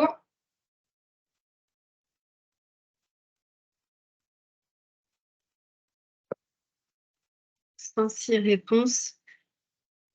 Donc, vous êtes hyper nombreux à avoir effectivement choisi la définition pour le sexe. Effectivement, c'est la définition qui correspond. On est vraiment sur la dimension en fait biologique. Là où le genre, en fait, lui, sert vraiment à évoquer les rôles qui sont déterminés socialement, les comportements, les activités et les attributs qu'une société considère comme appropriés pour les hommes et pour les femmes. Et donc, je reviens juste en arrière parce que je m'étais noté un petit point qui est important. La notion de genre aussi, donc elle est apparue aux États-Unis, sous le terme gender, par des féministes justement qui ont mené une réflexion autour du sexe et des rapports hommes-femmes. Donc voilà, par genre, en tout cas, si vous deviez retenir un point de la définition, parce que j'imagine que vous n'allez pas la retenir par cœur, c'est vraiment la construction sociale, là où le sexe, c'est vraiment l'inné et le biologique. Et donc, une fois qu'on a dit ça, concrètement, ça veut dire quoi? Ça veut dire qu'en termes de caractéristiques, si on regarde la notion, le concept de sexe, donc sur les caractéristiques sexuelles, typiquement, aujourd'hui, les femmes peuvent avoir leur menstruation, tel n'est pas le cas pour les hommes. Donc, nous avons énormément de chance, finalement, hein. Les hommes ont des testicules, les femmes n'en ont pas. Les femmes développent des seins et peuvent normalement allaiter. Et donc, on a aussi la question des gros os pour les hommes par rapport aux femmes. Donc, vous verrez, enfin, Conseil de l'Europe, il y a pas mal de ressources sur ces différences justement entre sexe et genre. Donc, je vous invite à aller voir ce qu'ils font, c'est assez intéressant. Et puis ensuite, quand on regarde les caractéristiques de genre, c'est tout à fait ce que je l'ai exprimé tout à l'heure sur, par exemple, les inégalités de salaire, avec un salaire beaucoup moins important pour les femmes que pour les hommes pour un travail similaire. On a aussi en fait notamment l'industrie qui va féminiser en fait certains produits. On a tout ce qui est, enfin là, c'est l'exemple des cigarettes, mais c'est valable sur plein d'autres produits. Et puis on a aussi la question de la répartition des tâches domestiques. J'aurais aussi pu l'introduire dans le quiz, où on a aujourd'hui évidemment encore une grande inéquité entre les femmes et les hommes. Mais ça, typiquement, on est vraiment sur une question de genre, puisqu'on ne naît pas avec une compétence spécifique en tant que femme sur le ménage. Donc voilà, on est vraiment sur une construction sociale. Et le sexisme, justement, ça veut dire quoi? C'est un terme en fait qui est apparu dans les années 60 aux États-Unis. Il a été constitué par analogie au mot racisme, lequel est plutôt apparu dans les années 30. Le mot sexisme, pour la petite anecdote, a fait son entrée dans le Petit Robert en 1978. Et donc le sexisme, c'est une idéologie qui repose sur l'idée que les femmes sont inférieures aux hommes, et donc avec des manifestations très diverses, des formes à l'apparence parfois anodines. C'est là où je trouve que c'est pas toujours évident parce qu'on ne sait pas toujours comment réagir. C'est parfois, j'évoquais tout à l'heure la question du sexisme bienveillant. Ça peut parfois être des petites blagues, des choses un peu anodines, mais sauf qu'à force de répétition et à force d'être un peu ancré partout, ça finit par devenir un vrai gros problème. Et puis, ça va bien sûr jusqu'à des formes beaucoup plus graves de discrimination et de violence faites aux femmes. Voilà pour la partie définition et concept. J'espère que ça vous a éclairé et que je vous ai pas fait fuir parce que j'ai dit beaucoup de choses. On va passer à notre séquence interview. Naomi, je vais t'inviter à allumer ton micro pour qu'on puisse échanger toutes les deux. Voilà, c'est fait. Magnifique. Merci beaucoup et bienvenue à toi. J'avais simplement... Tu nous entends bien, c'est bon? Oui, normalement, c'est bon. Super. J'avais juste envie de partager ces deux photos. Je pourrais aussi vous mettre le lien. C'est une exposition en fait qui est disponible et qu'on peut installer dans un établissement. Pourquoi pas, avec un certain nombre d'illustrations qui sont assez sympas justement pour déconstruire les stéréotypes sur les métiers et l'orientation. Et donc, petit clin d'œil à Naomi avec la première illustration à gauche, même si c'est pas tout à fait le métier que tu exerces, mais bon, je me suis dit qu'il y avait quand même une belle analogie avec le secteur en fait dans lequel tu es. Est-ce que justement, Naomi, tu peux te présenter? Je partage cette photo que tu m'as envoyée hier. Est-ce que tu peux nous parler de ton parcours, de qui tu es? Alors, je m'appelle Naomi Marie-Sainte, j'ai 25 ans et je suis apprentie au CFA de Rivière-Salée. Donc là, je suis étudiante en BTS, maintenance des véhicules. Donc, ça concerne l'après-vente au niveau de l'atelier. Donc, je fais autant de la mécanique, du diagnostic et de la relation client. Et avant ça, j'étais en bac pro carrosserie, réparation des carrosseries, c'est-à-dire réparer la carrosserie, le côté esthétique, etc. Lorsqu'il y a des accidents. Donc, on travaille surtout avec les assurances. Et avant ça encore, j'ai commencé en fait avec un CAP peinture. Et c'est de là, en fait, à partir de ce CAP que j'ai décidé de continuer. Et, ça m'a mené ici aujourd'hui. Super. Et donc, qu'est-ce qui t'a amené justement à choisir ce métier? Donc là, tu es revenu sur ton parcours. Ça a été quoi le déclic? Qu'est-ce qui t'a donné envie de travailler dans ce métier qui est plutôt traditionnellement un métier dit masculin? De base, en fait, j'ai arrêté mes études très tôt. J'avais 17 ans. Il faut savoir que j'ai une fille, donc j'ai arrêté l'école pour m'occuper de ma fille. Et lorsque j'ai souhaité reprendre des études, en fait, j'ai voulu vraiment faire ce que j'ai pas pu faire en fait au lycée, parce qu'on m'a très vite dirigée vers des filières qui me plaisaient pas forcément. Je n'étais pas motivée, on voulait me mettre en L ou bien STMG, quelque chose que bon, ça me parlait pas vraiment. Et depuis le lycée, j'avais envie justement d'être manuelle, d'utiliser mes mains, mais je me mettais des freins parce qu'on me disait oui, mais t'es une fille, justement tous les stéréotypes dont on a parlé avant. Voilà, donc je me mettais vraiment ces freins-là en me disant bon, je suis féminine, ça va pas m'aller, etc. Et après avoir eu ma fille, je me suis dit non, j'ai pas envie que justement ma fille elle grandisse dans un monde, elle se dise qu'elle peut pas. Et j'ai décidé de me lancer. Et voilà, c'est vraiment parti de ça. Et je ne savais pas si j'allais aimer, j'avais jamais fait de carrosserie, quoi que ce soit. Mais au final, j'ai apprécié et voilà, Super. Et est-ce que tu as, on dit souvent, on parle des rôles modèles, et c'est souvent ce qui nous manque en tant que femmes aussi pour nous projeter potentiellement sur ces fameux métiers dits masculins. Est-ce que toi, autour de toi, il y a eu des rôles modèles qui t'ont donné envie en fait d'aller vers ce métier? Non, il faut savoir que j'ai personne vraiment de ma famille qui est en carrosserie ou mécanique ou quelque chose qui concerne l'automobile. Mais il faut savoir qu'en Martinique, on a quand même cette culture de la belle voiture. Voilà, on aime le tuning, on aime ces choses-là. Et forcément, on a toujours la voiture bien lavée, qui brille, qui est bien peinte. Et voilà, ça m'a donné envie parce que j'ai ce côté artiste. Et c'est vraiment le fait de refaire une voiture à neuve, quand elle a eu un choc, un accident, de voir le résultat l'avant, après, c'est vraiment ça qui m'a donné envie de faire ce métier-là. Et comment ont réagi tes proches quand tu as annoncé justement que tu voulais faire ce métier? Alors, il n'y a pas grand monde qui m'a pris au sérieux.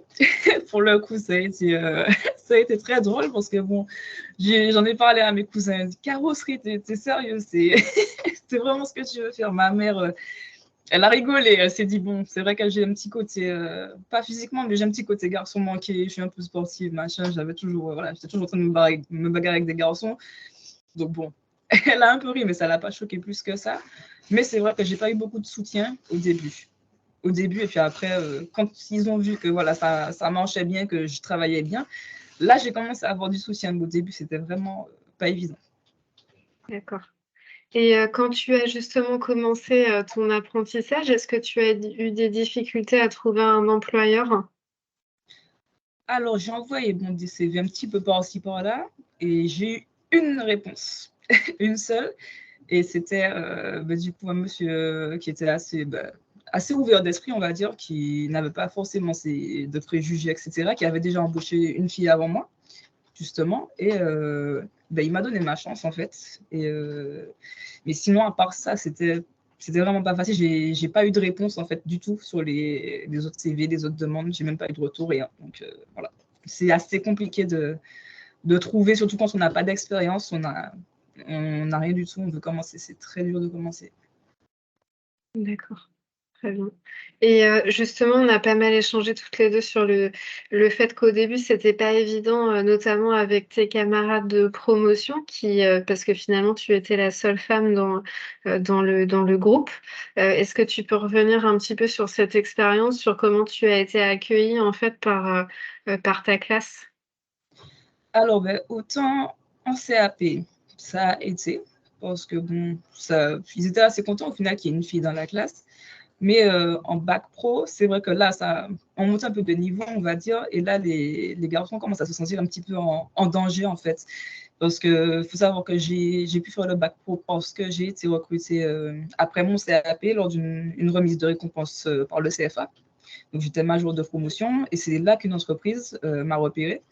Et c'est à partir de ça que j'ai pu continuer en bac pro. Et du coup, j'ai eu droit à des réflexions. Ah, on t'a récompensé, c'est juste parce que tu étais la seule fille, c'est juste parce que voilà.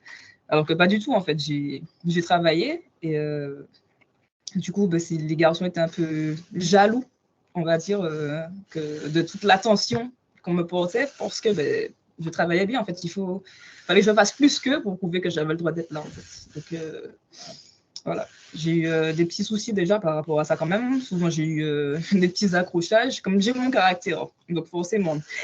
Donc parfois, ça allait un peu loin. Mais au final, pour moi, la finalité, c'est d'avoir mes diplômes et voilà. Je vois que Jean-François pose une question et on en avait échangé justement ensemble. Comment tu as été accueilli par plutôt les collègues de l'entreprise? Donc là, on a parlé de tes camarades plutôt de promo, mais comment ça s'est passé au niveau de l'entreprise? Autant en entreprise, ça se passait bien. C'est vrai que j'ai eu droit à des réflexions un peu macho, on va dire, parce que forcément, je travaille qu'avec des hommes au sein de l'entreprise. Il n'y a jamais eu de femme, j'ai toujours été la seule. Et bon, ça s'arrange avec un petit encadrement, c'est-à-dire on les remet à sa place une bonne fois et puis après ça va. Mais j'ai pas vraiment eu de soucis en entreprise.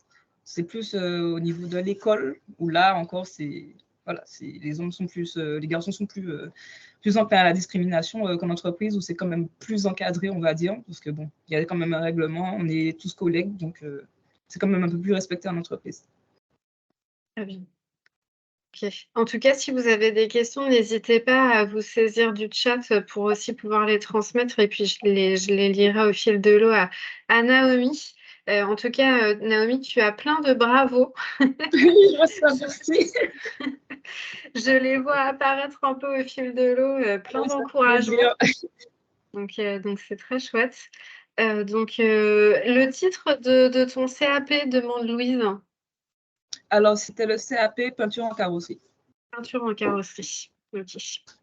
Et est-ce qu'on a parlé, parce que donc il y a à la fois le sujet de l'entreprise, le sujet des camarades, est-ce que par rapport à tes enseignants et donc le personnel du coup du CFA dans lequel tu étais ou même encore aujourd'hui, est-ce que ce sont des sujets que vous aviez abordés parce que donc du coup potentiellement en tant que femme dans un milieu assez masculin, comment justement est-ce que les enseignants t'ont conseillé des choses? Est-ce que tu pouvais en parler facilement avec eux?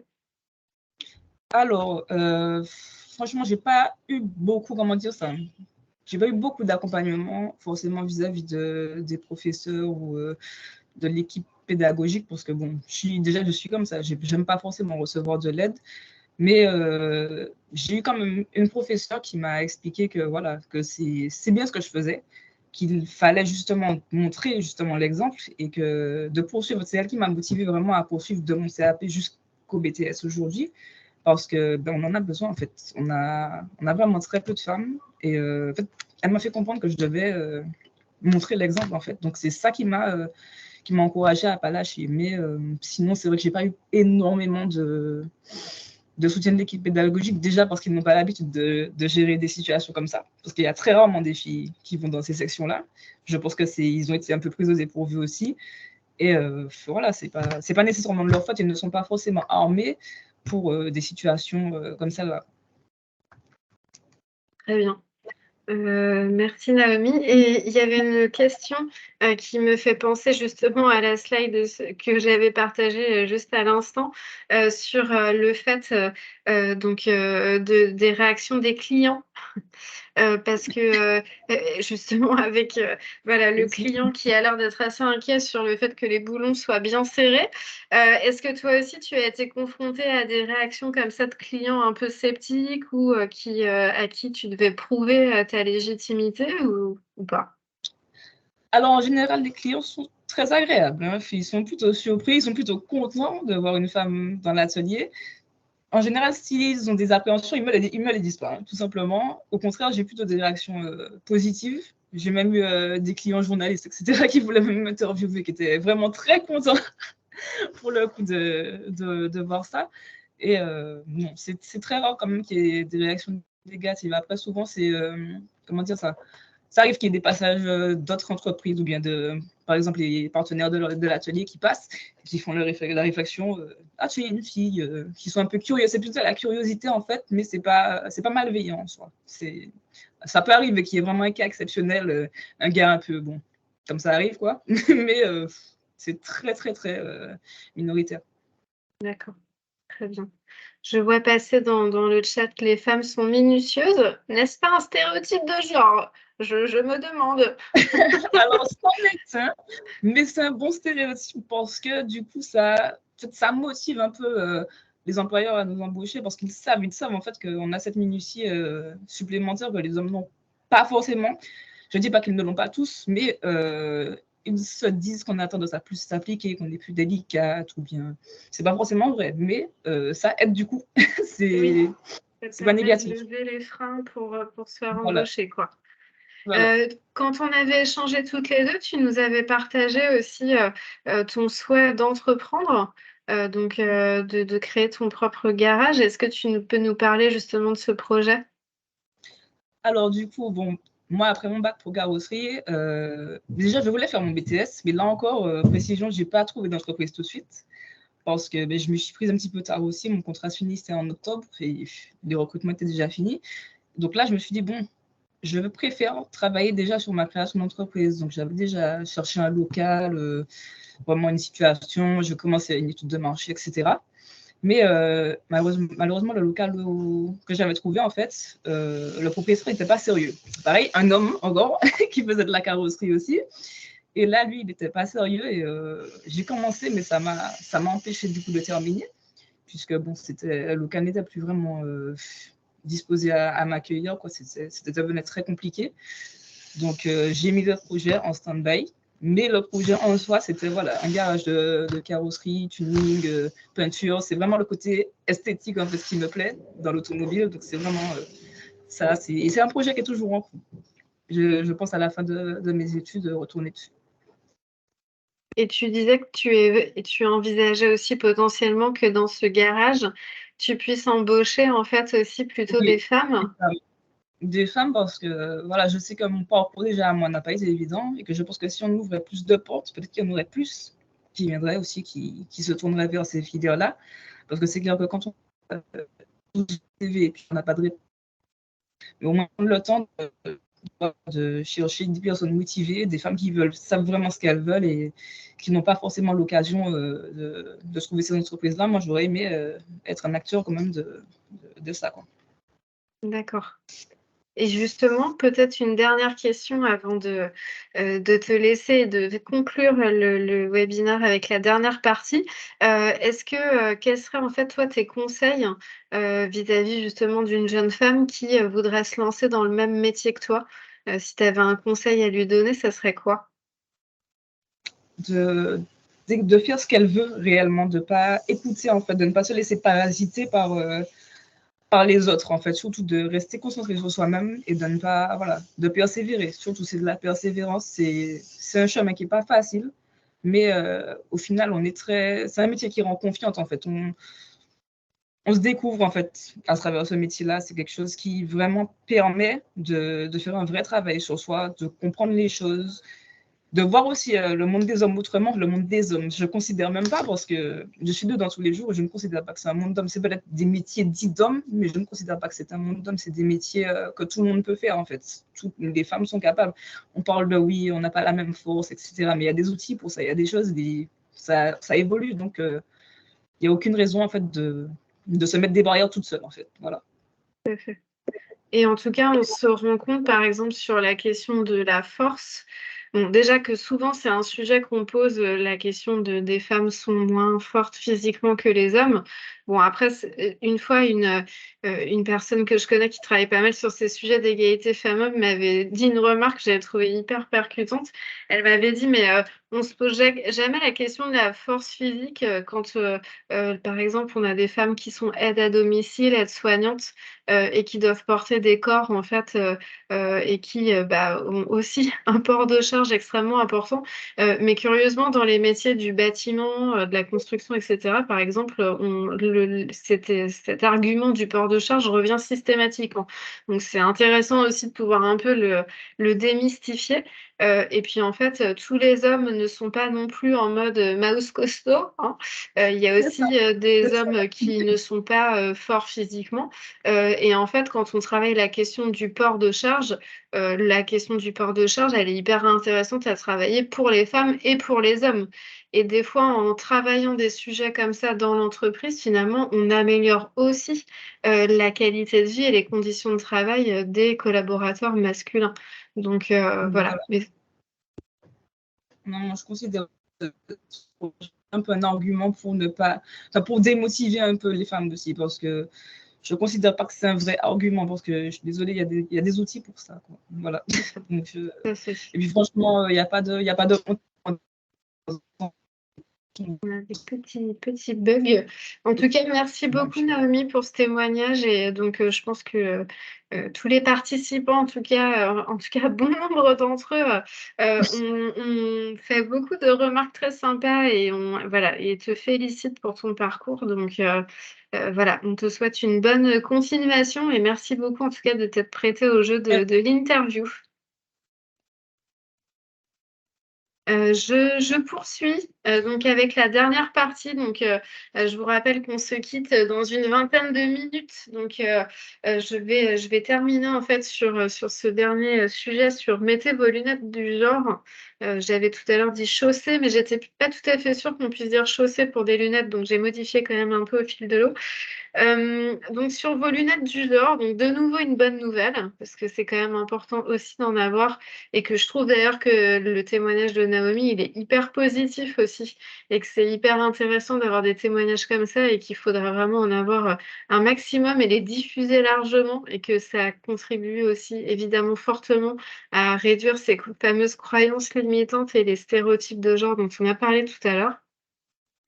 Donc, bonne nouvelle, en tout cas, c'est qu'aujourd'hui, vous, en tant qu'acteur de la formation, de l'apprentissage, vous avez un rôle clé, en fait, pour lutter contre ces inégalités. Et donc, on évoquait tout à l'heure le rôle de l'enseignant ou le fait de pouvoir dialoguer, en fait, sur ces sujets-là en classe, notamment. Enfin, je trouve que c'est des sujets vraiment intéressants aussi à travailler, évidemment, dans les établissements et les centres de formation. Et je me permets de vous poser une question. Et donc, Léo, je vais de nouveau avoir besoin de toi pour un nuage de mots-clés. À votre avis, justement, vous, en tant que professionnel, quels sont les leviers dont vous disposez pour pouvoir agir concrètement sur les inégalités et les stéréotypes de genre? Je vous laisse quelques secondes quand même pour réfléchir. La pédagogie et la sensibilisation, ça me paraît clairement des armes ultra efficaces. La communication, la pédagogie de nouveau.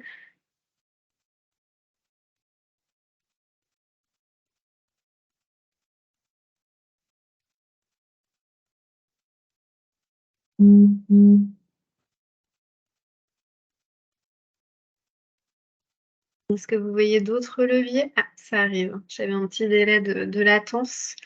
Le dialogue. On a pas mal de choses autour de la communication. Les partenaires professionnels. La question des témoignages, hein, je crois qu'on l'a vu là à l'instant, mais c'est quand même ultra puissant pour convaincre aussi ses pairs. PAIRS, évidemment.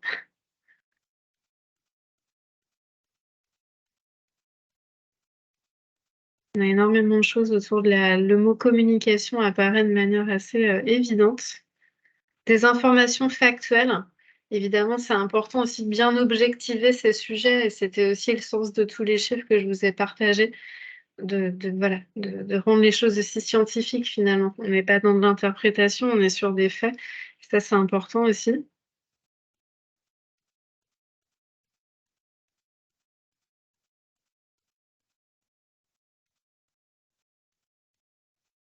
Les cultures métiers. Eh bien, je vais justement vous partager, quelques leviers qu'on a pu identifier, notamment avec donc ma collègue, je ne sais pas comment l'appeler, ma consoeur plutôt, donc Céline Alain, avec qui je vais faire le second webinaire. Mais on a commencé justement à identifier quelques clés, quelques leviers d'action qui nous semblent intéressants à activer dans vos métiers. Et donc, on ira évidemment beaucoup plus loin sur ces sujets parce qu'il y a beaucoup à dire dans le second webinaire. Le premier levier, et donc il est apparu très nettement dans le nuage de mots-clés, c'est la question de la formation, de la sensibilisation, et ce, à tous les niveaux. Et quand on dit à tous les niveaux, pour moi, c'est important vraiment de raisonner en fonction de toutes les parties prenantes, finalement.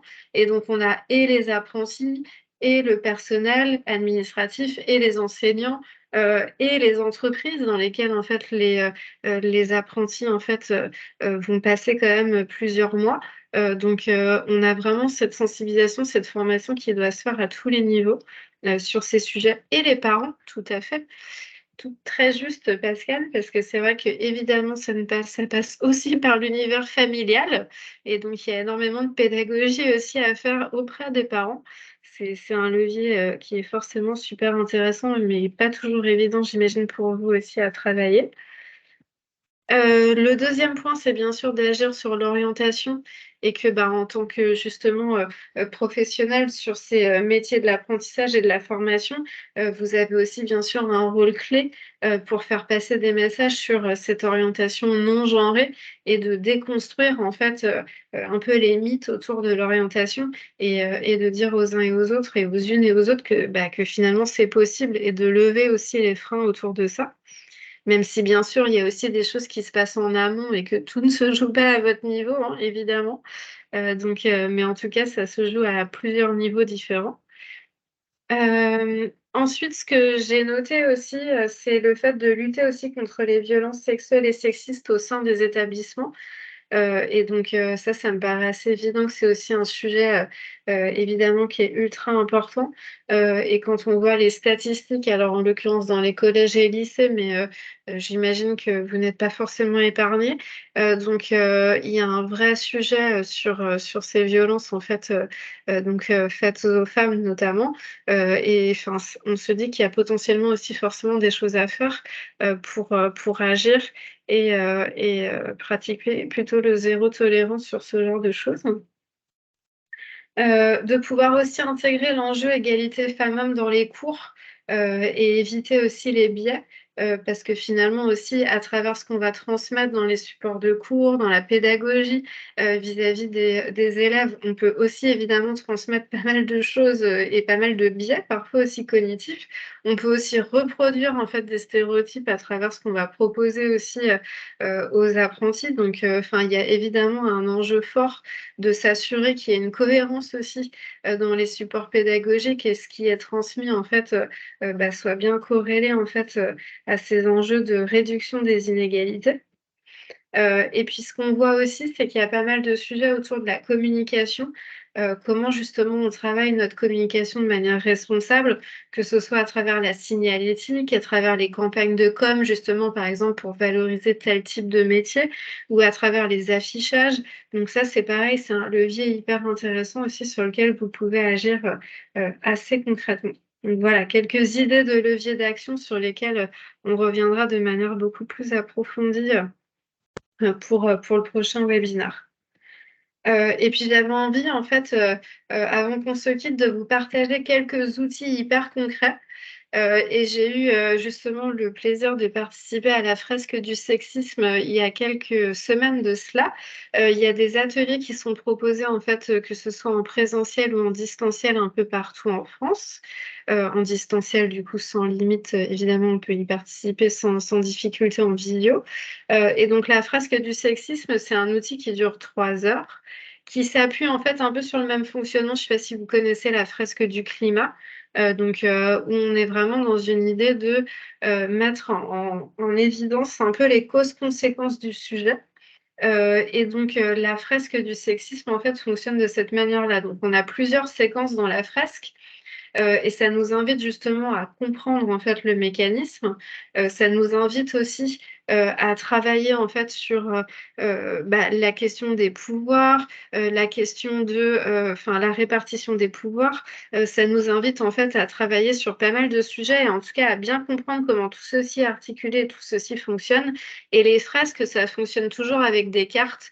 Donc on manipule, en général, c'est des groupes d'une dizaine de personnes, 15 maximum. Et du coup, on manipule les cartes et c'est assez intéressant et on essaye de créer du lien entre les différents sujets.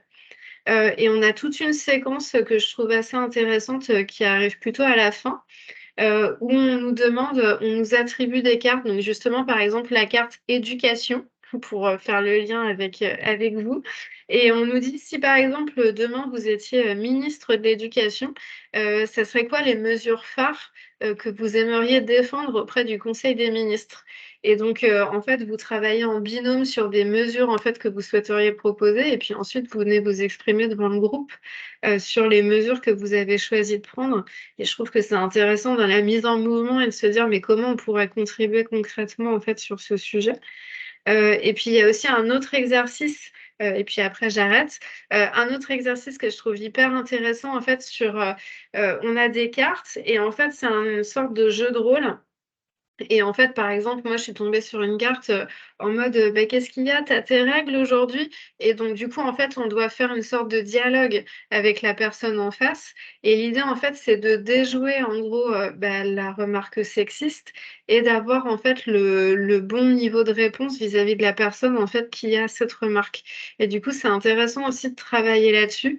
Parce que sur le moment, quand on est face à une remarque sexiste, on n'a pas forcément toujours la répartie, la punchline qui arrive pour tout de suite remettre la personne à sa place ou savoir vraiment quoi dire.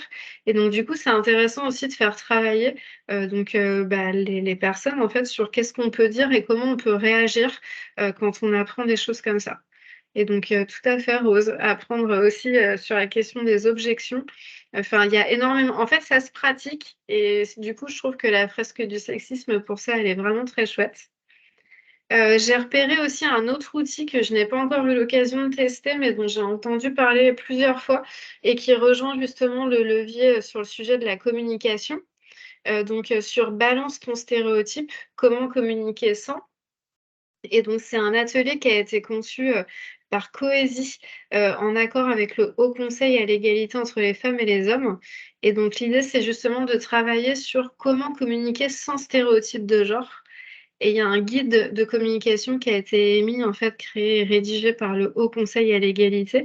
Et donc, ça vous donne plein d'outils et de bonnes pratiques pour justement, sur vos campagnes de communication, comment éviter de véhiculer des stéréotypes. Donc voilà, l'escape game.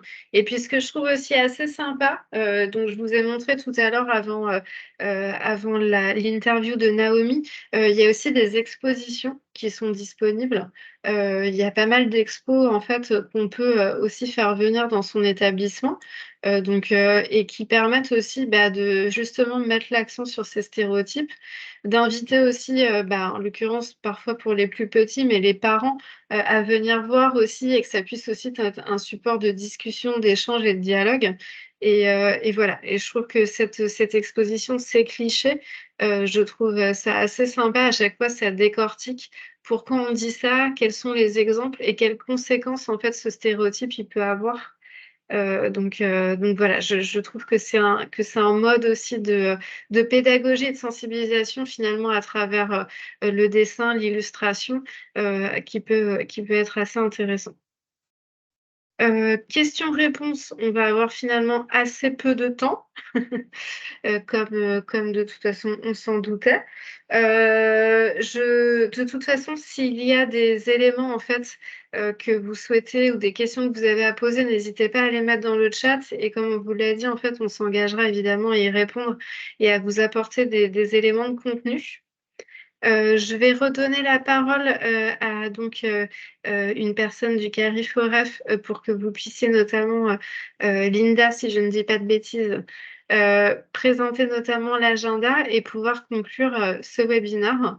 En tout cas, je vous remercie beaucoup pour votre attention et pour vos interactions nombreuses. Et c'était vraiment très chouette de passer ce moment avec vous toutes et tous.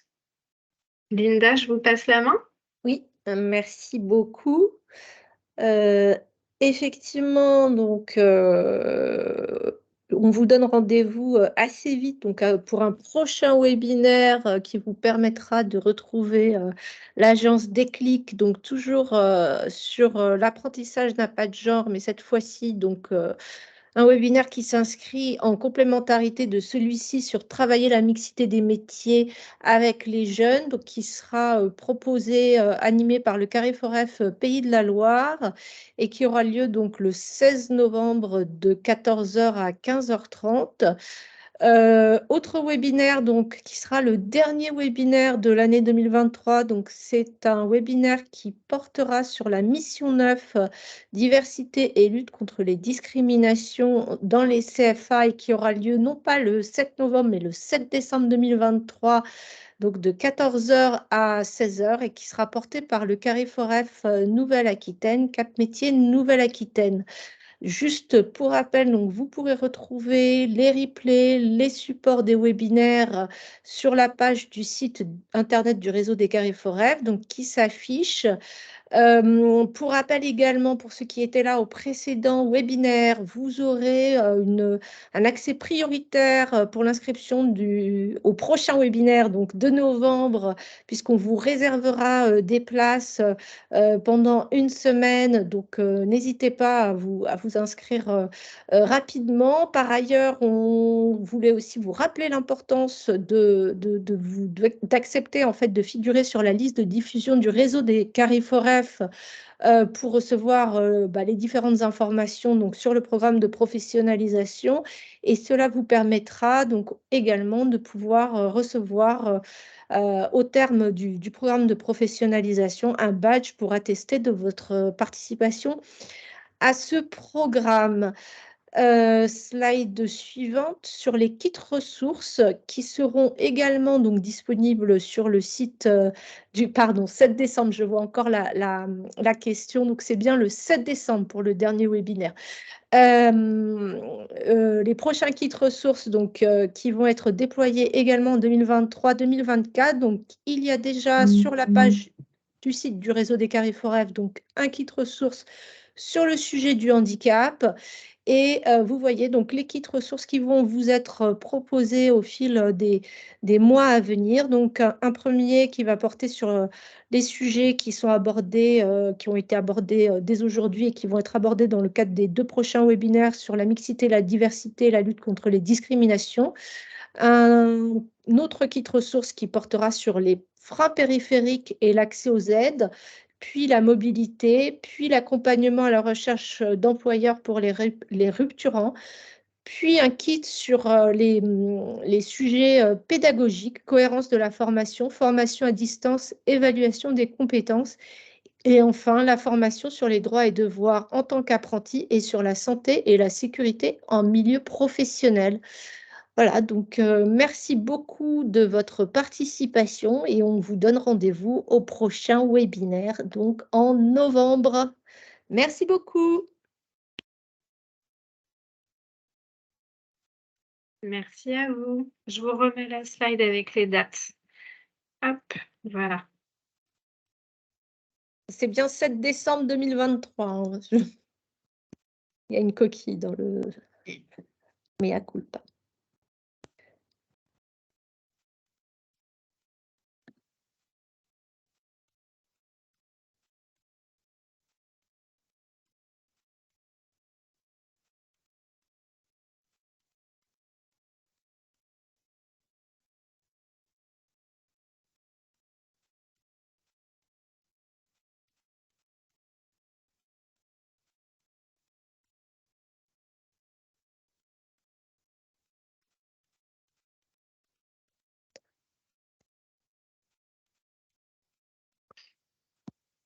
Merci, au revoir. On reste connecté quelques minutes pour l'équipe Linda, Marilyn. Moi, il faut j'ai Non. une réunion à 16h. Ok. Pas de souci. Je suis preneuse d'un débrief, mais je dois vraiment aller à une réunion à 16h30. Pas de problème.